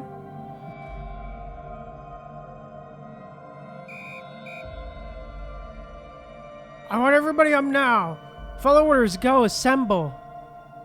Ah, okay, 所有企图逃跑的人都会受到严酷的惩罚。 Ah, fun, great. 语言、情感、思绪，一时让你软弱，在这里 Ah, 需要本 fun. 能和完成指令。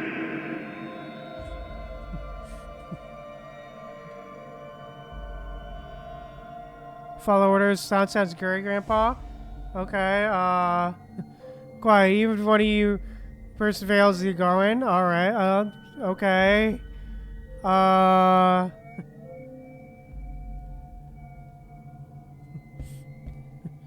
Go after that deserter? Okay, fun. Oh, damn, okay, oh, damn, Polar doesn't keep dead weight.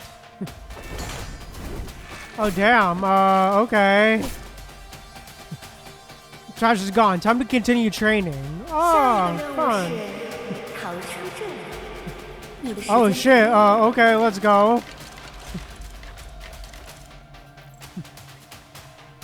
I'm making for to reply to crying for you. That was fun.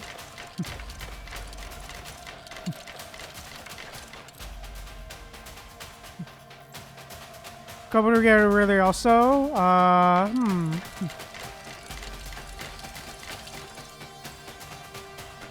You're ready to try to lose something? Okay,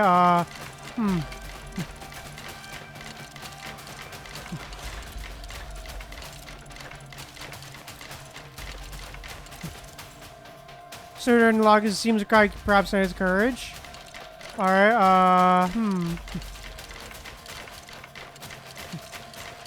Ah, fun. This is a room that depending if there's a way to destroy it. Okay, fun.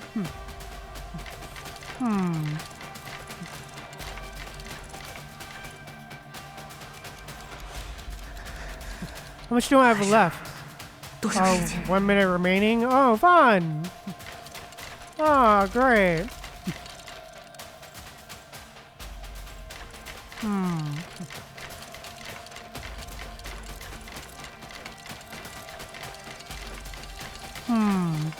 小狗有灵敏的鼻子， So using 它能解开缠 would 绕 have 的 to generate electrical scotch and perhaps the only escape from here? Alright, nice. 露出你的獠牙。 I need core. Alright,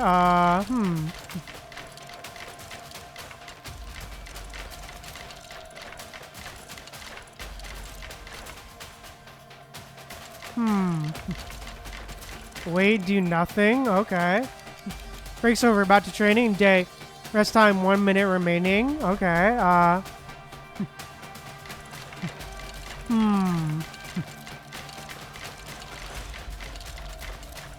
Activate energy core. Okay.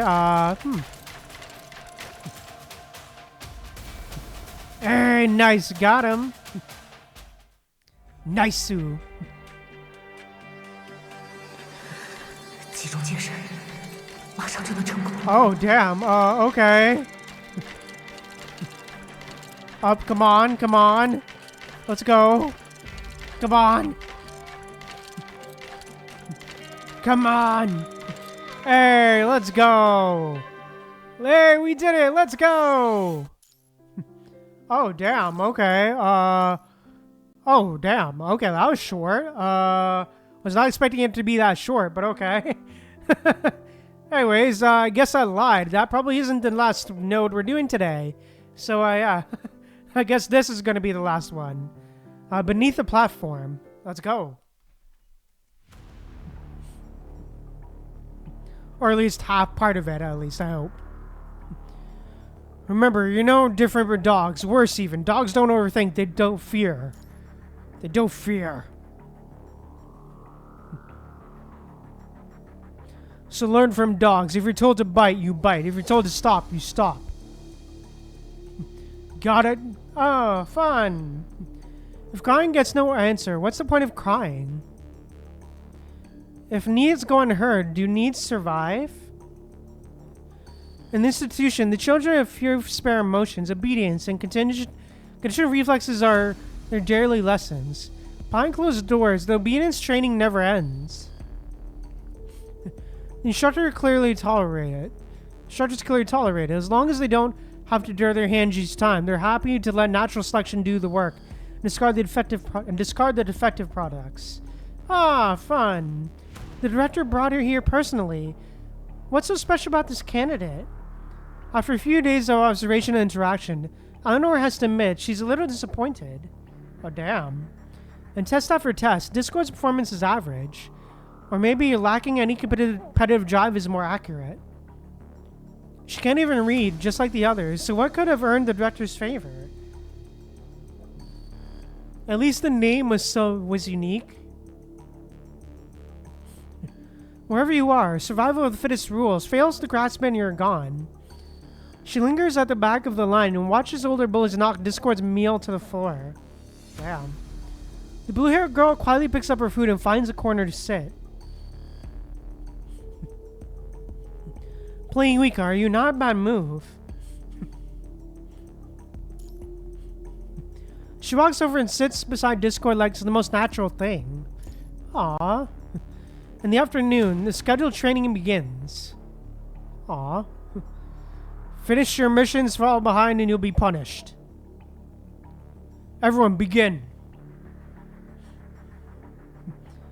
Countless parts scatter across the table. On command, the children move as one. Assemble a handgun and chamber rounds at top speed. Eleanor, complete. The rest of the kids panic. It's the first day with his training. Some can't even tell the trigger from the safety. Aww. Rosie, Eggsy, complete. Discord, complete. The rest of you, fail. Failed. Hands out. Eleanor steps gracefully out of line. A beat later, Discord follows. Aww.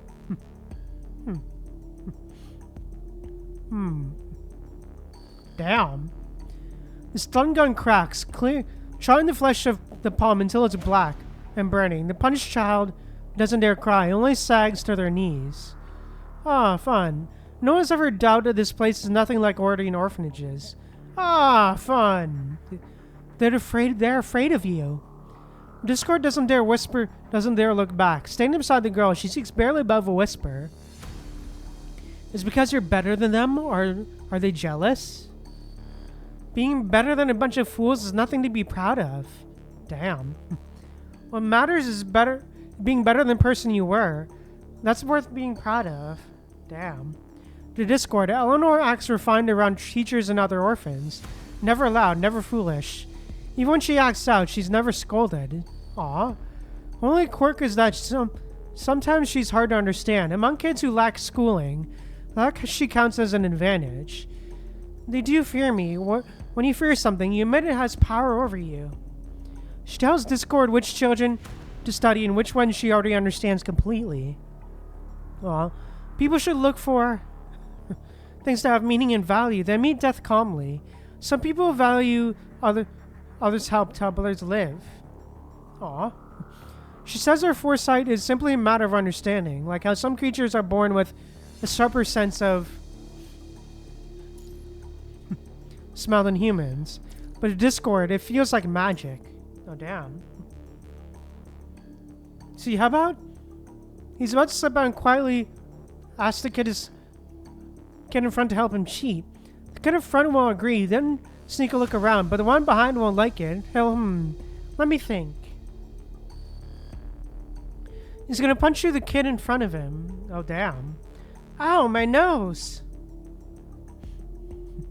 I'm gonna hate you, you sneaky cheaters. Class stops when a brawl breaks out, and the instructor storms over. Discord stares, stunned as Honor's predictions came true one by one. Oh, damn.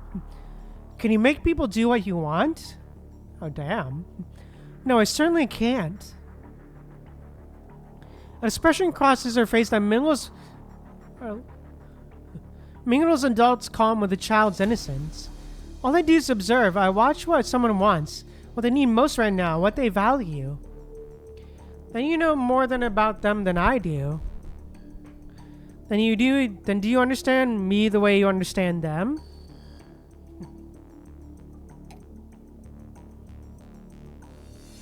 She smiles and says nothing. Discord can already ask questions and doubt better than the other fools. Like which foot I'll use when I step through that door next? Aw. A coin has two sides. You only get two outcomes when you toss it. The commotion ends as the whistle. The older girl strolls back into line. The younger girl realizes she's has something done. Flushes with embarrassment. Then remembers the secret game that sealed her fate. Damn. A weathered portrait of an old man, a bird with outstretched wings. Aw. She chose the old man's face, and the path led her here, the other path. So free will is a joke, an illusion. The freedom people talk about is just making unlimited choices inside countless restraints. They wield freedom like they wield power. In the end, it's the same pre-written road, boring, mind-numbingly boring. At the end of her sentence, the girl's voice suddenly shifts back into the child's tone. She steps closer. Her shadow and breath fall over Discord. Oh dear, is that too hard for you? Aw. Every window here is carefully covered so the children won't glimpse a scrap of blue sky and dream of freedom. Aw. Now, the children still whisper about freedom. During breaks, they stare at clouds through the cracks and watch leaves fall with the seasons. If only there could be a cloud in the sky, then they could drift anywhere. Almost every child has a thought like this. Aw, that's sad. Until Eleanor said it, Discord had never considered it might not be a good thing. Do you want freedom? No, we should follow orders.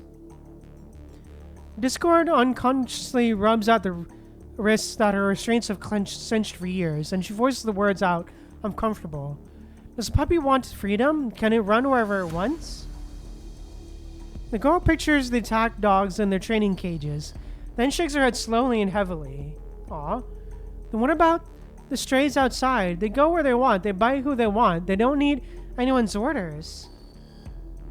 Discord doesn't answer. She studies Eleanor's face, searching for the response that will satisfy her. No matter how hard a small dog tries, how loud it howls, it can't become a big dog. So no matter how much the children yearns for it, they can't turn into clouds. Discord struggles to take it in.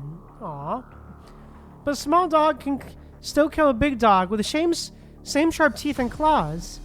I'm the only one who sees your potential. They all underestimate you, overlook you, but you're the protagonist of this story. Aw. You're special. Prove it to me. Damn. Eleanor lets out the blue to the gauze slide from her fingertips and walks, unbothered, from the sterile corridor into the course room. Special protagonist. Those words, sweet as honey, seep slowly into Discord's heart. Could she be a protagonist? Could she protect Eleanor and become the great hero from picture books? Damn. The lamp still glows with faint ghostly light, yet she feels warm as if she's standing in the outdoor sun. Aww. The world gathers in new colors, begin to surge forward. In that moment, her broken childhood and all those years of wandering no longer seem to matter. Aww. By the way, would it be your left foot? My guess is that you heard it before. You've been acting like nothing's wrong while quietly protecting it all this time. She quietly glances back. She glances back with an innocent smile, and speaks with words that land squarely in the heart. Aww. Interesting. You love to hide important things. Is it because you've lost them before? Interesting. The corridor to the dorms is ice cold at night. Many children linger there before bed, dragging their feet on purpose. Fool. She's tamed you. Got you dancing to her tune, just so she can beat you more easily on the next test. Tag along, you'll find out soon enough how terrifying it is to be her enemy. Yeah, we're just helping you face reality early. A cluster of kids closes in. A pervert target who never fights back is too tempting for their relentless show-off energy. Damn.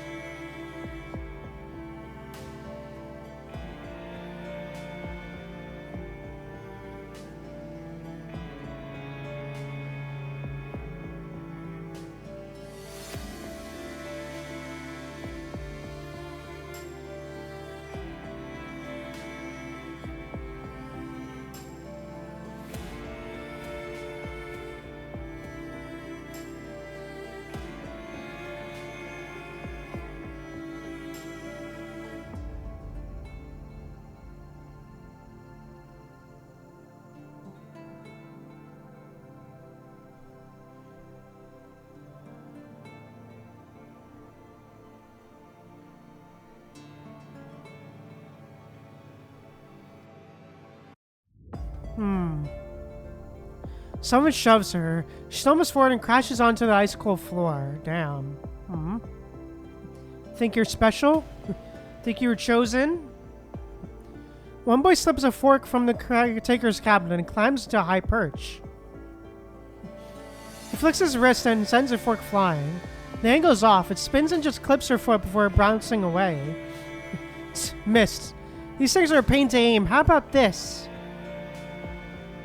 In one go, he throws the rest of the forks at Discord. Down. They rain down like silver, clattering into each other while pattering. Down. Only one fork spins fast. The times flashing as it drops toward the back of Discord's unprotected neck. The girl doesn't turn. Maybe she catches it in the corner of her eye. Because her arm whips back in an instant. Oh, damn. Damn, lucky dodge. The crowd scatters in a flash, like ants doused with boiling water. Only two things can get these kids to stop in their tracks with sound alone. A whistle or her.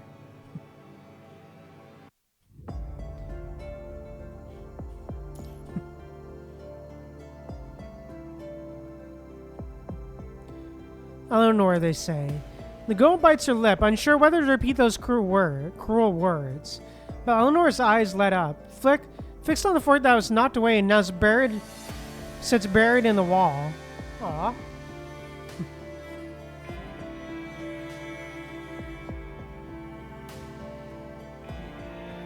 As expected. Smiling, she opens her arms and gathers Discord and face and ruffles. The unfamiliar touch makes Discord tense up. She doesn't know what to do. Nothing to worry about, right? The girl's hand pushes her back, soft and soothing. Discord breathes in a scent that does not match Pollard at all. Nestled against gray hair, her tight muscles loosen. Aww. The bullying is brushed aside, a harsh scolding, a token confinement, and then instructors and caretakers pretend it never happened. But after their confinement ends, these kids never came near the blue-haired girl again. Aw, they're not bothering me anymore, but what did you do? Did you beat them up? Damn. The girl asked incredulously. She didn't just picture this teenager using violence. No, I only talked to them the same way I'm talking to you. Discord already understands that the girl is far more mature than she looks. She only acts like an ordinary child when it suits her. Don't you get it? Her forehead's already marked. Even you idiots should know some lines can't be crossed. The girl's gentle smile smooths out every anxious ripple in Discord's young heart like a calming touch of magic. Aww. From that day on, her time at Prologue grows easier. Discord feels as if she's run back to some simple, sheltered place, even if each day's performance is anything but peaceful. As long as Eleanor is there, there's nothing to fear. All she has to do is follow orders and keep living. Aww.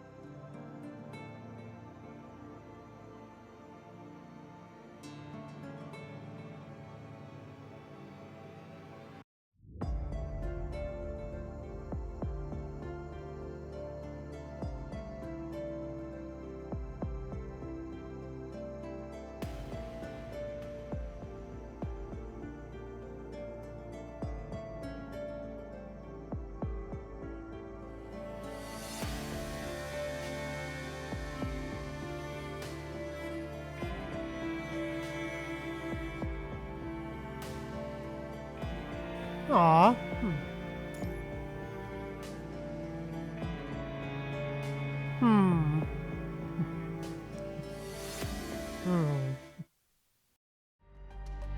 Yet a fate no child should bear still comes mercilessly. Oh, damn. Final training of the year. Make sure you're ready. Oh, damn. Some kids spark with hope at the word final, but the gray flat eyes around them show that words like these have long since lost their meaning. Damn. They're forced to fight each other.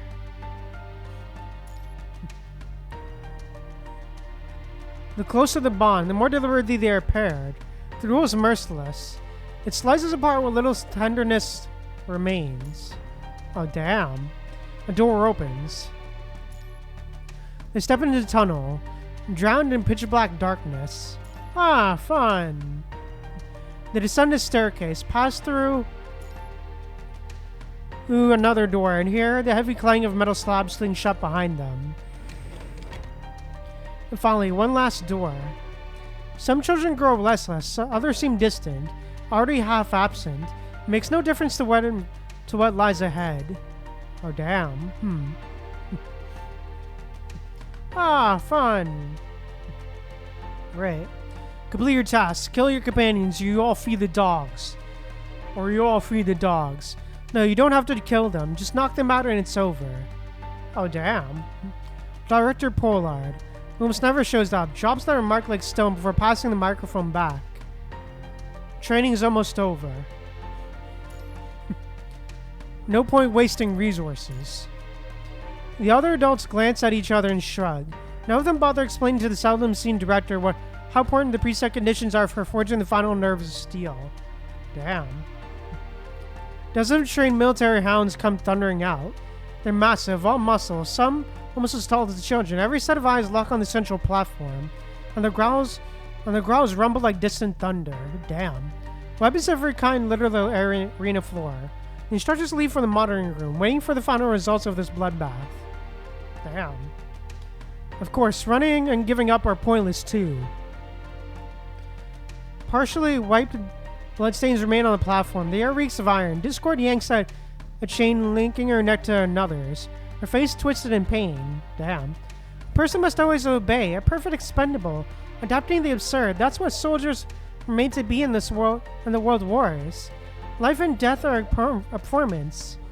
33 ridiculous coin tosses make you believe in fate. You're not puppets on a stage. Discord doesn't understand the poem-like murmur. It's even more obscure than usual. The ghost smiles and switches to a simpler story. Damn. Ever heard of your life flashing before your eyes?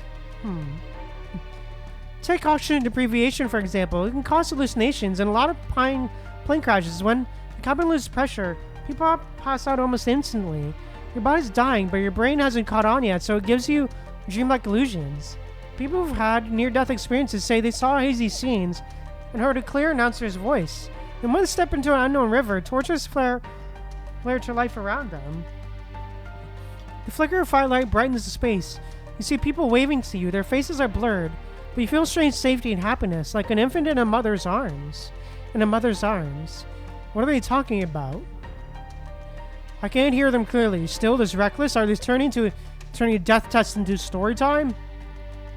The girl keeps talking to herself. The speaker warns that if you don't get moving, the preset lethal current will be switched on.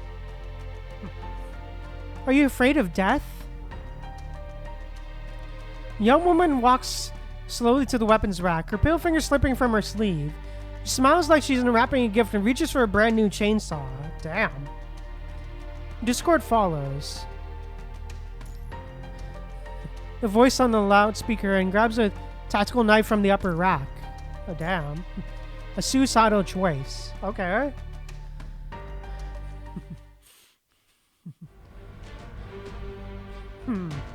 At the monitors, one of the adult mutters a few casualties are acceptable, but a massive massacre would be too much.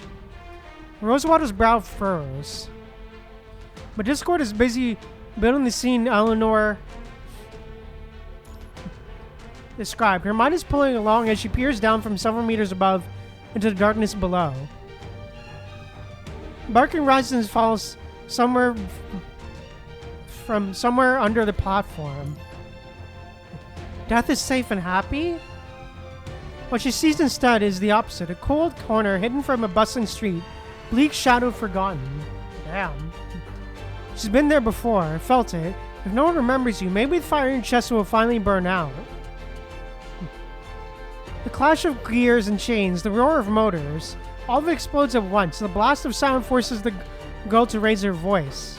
Jump here! Jump from here! Oh damn. That's an order. Oh damn. The last thread of hope snaps, so even Eleanor can't conjure a magic that shields them from reality. Why is the world like this? There's no hope at all. Discord wants to close her eyes.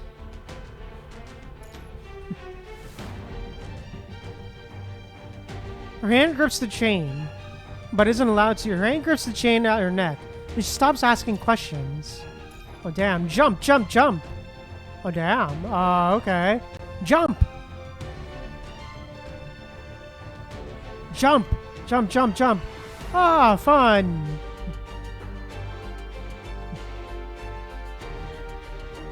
Ah, great. Just obey the command. With the countdown to fight blaring from the speaker, she lets the strength leave her body, slides her left foot over the platform's edge, and drops. Oh, damn. The fall should be brief. For a moment, feeling only the pressure of wind, Discord knows nothing. The pressure on her neck vanishes, enough to tell her that whatever is on the other end is suddenly gone. Oh no, she's passed the test now, hasn't she? Oh damn. If all she wanted was to give up, she had hundreds of chances already. Tag along, you'll find soon enough how terrifying it is to be your enemy. After that day, every sleepless night, she chews on that sentence in the rhythm of the dorm's snoring, imagining all the ways it might come true. Oh damn. Ah, fun. In a blink, a puppy doll seems to appear on the nightstand, and the next, she realizes it's a nightmare. Ah, great. It feels like an unknown force squeezes her apart, slinging her between light and darkness. A good cry is the only thing that could settle her spirit, but crying is something reality never pities. Ah, fun. Alas, she stretches her fingers, the fingers that the restraints still allow, lips moving soundlessly, tapping a melody from memory into moonlit air. Tap, tap, tap. Oh, I absolutely don't want to be Eleanor's enemy. But I also don't want to die. Oh. Survival instinct drives her to twist her body midair in a burst of desperate adjustment, and her razor-sharp vision lets her see the ground below, packed with hounds waiting for their meal.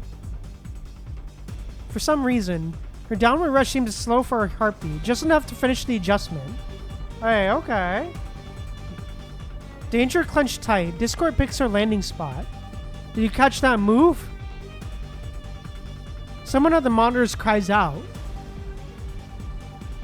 Discord crashes onto the back of the two pounds, curling up to execute a side roll as her arm grazes the terrifying fangs. Though she manages to break her fall, the impact still forces a muffled grunt from her lips. No time to register the pain. She rides the momentum into a low crouch, twists halfway around, and drives her knife hard up the snarling hound's soft underjaw. Damn, alright. Dark blood splays and twisting ribbons, crawling along the dagger's edge like living worms. Another hound, you're closer this time, lunges with a low, guttural snarl. Discord reacts faster than thought. She boots away the one whose jaws no longer work, winds the too long chain between her hands, meets the incoming leap, loops the nearest throat, and slams the beast on the ground with brutal force. Damn, okay. Okay, well, damn.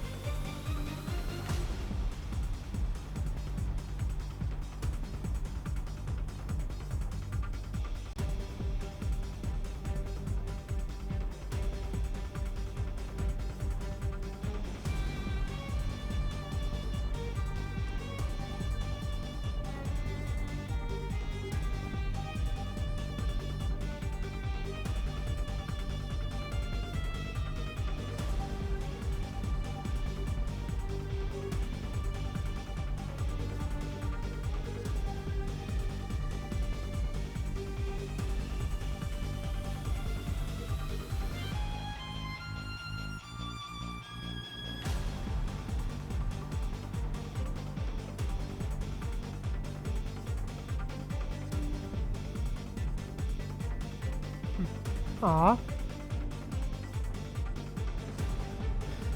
Wow, damn. She twists her wrist hard.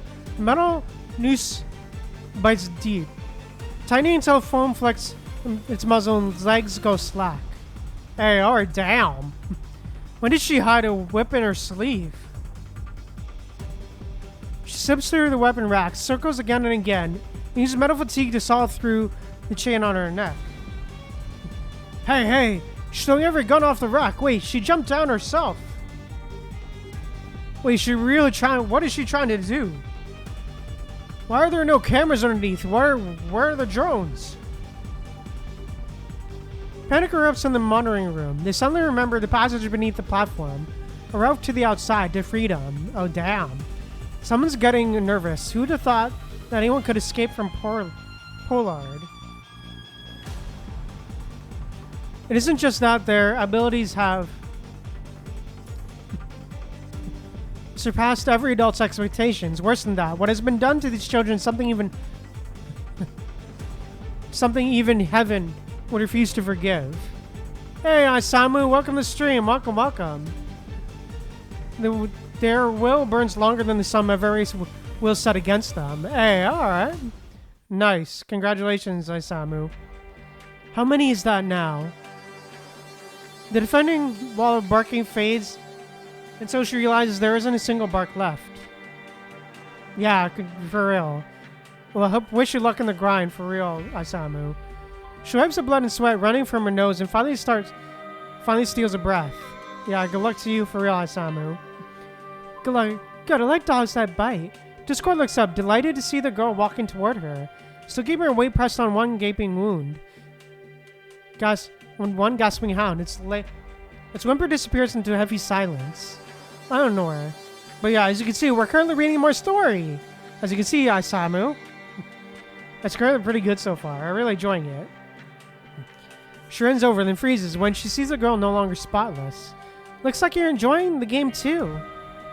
She tosses aside a blood-smeared power saw, frowning at her sleeve where flecks of blood, flesh, bone, and blood have marred the fabric. Not elegant enough.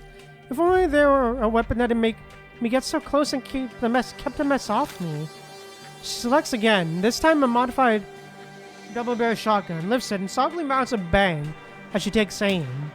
A hound's head bursts as the body stumbles forward a few more steps forward, dropping. Confusion still etched in its movements. 1 point for an Eleanor. The noise is overdone, not my taste. Whoever controls us must be dealt with for good. Discord flicks the chain into the jaws of the last hound charging toward Eleanor's back. She drives her knife into its heart. The shriek stops. Looks like the game is over? Shame, I forgot to keep score. Damn. Ah! Oh, damn, the art. Okay, damn, okay. Oh, shit, the art, okay. Yo, this is beautiful. Ooh, and the music too, okay. She reaches out her cool hand. When their palms meet, Discord feels herself pulled forward. The warmth brings Discord a profound sense of comfort. She lets herself be led by the laughing figure. No more enemies to guard against. The bloody arena fades into a phantom ballroom. Hand in hand, they walk across the carpets cooling into dark red. They drift across the grand halls. Oh, damn. Their skirts flutter. Their steps are light and free. It is Discord's first ball. She sees a flicker of the dark moon, the bloom of a flower, the sweep of purple waves, calm on the surface, burning inside. Hey, alright. Well, the music is so good, huh? Discord stares at the girl leading her. Would I one day be like those hounds standing in your way, briefly, blindly following commands? It's not the same. You took orders from me. I'm not a slaughter maniac. Those dogs died, but their deaths had value. And the girl stayed quiet as Eleanor turns back and searches her eyes. Aww. You don't like it here anymore, do you? It's because they made us kill our own. It's too much. Then we'll be leaving here soon.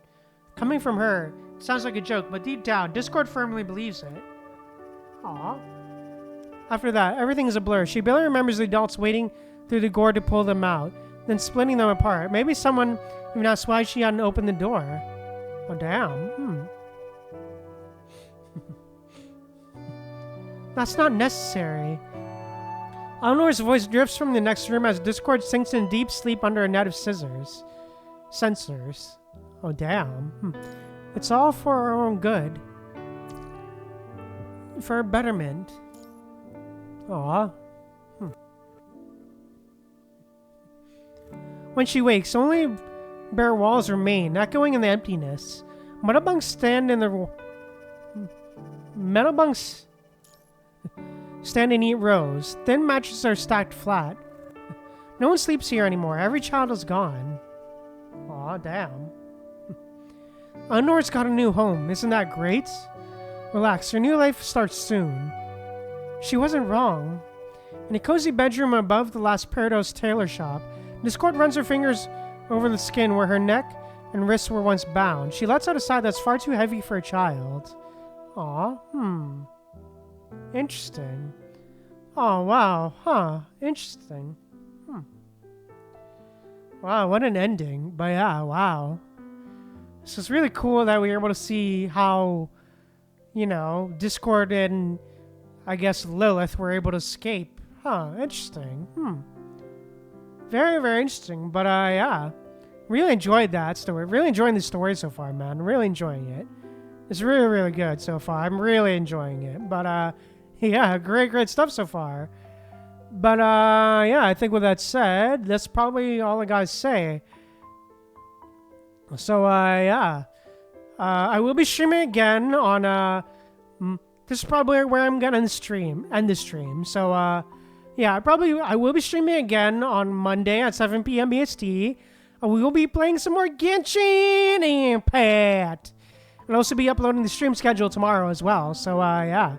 So be sure to stay tuned for that. So, yeah. Yeah. On Discord as well. But, yeah. Anyways, yeah. Thank you guys so much for tuning in.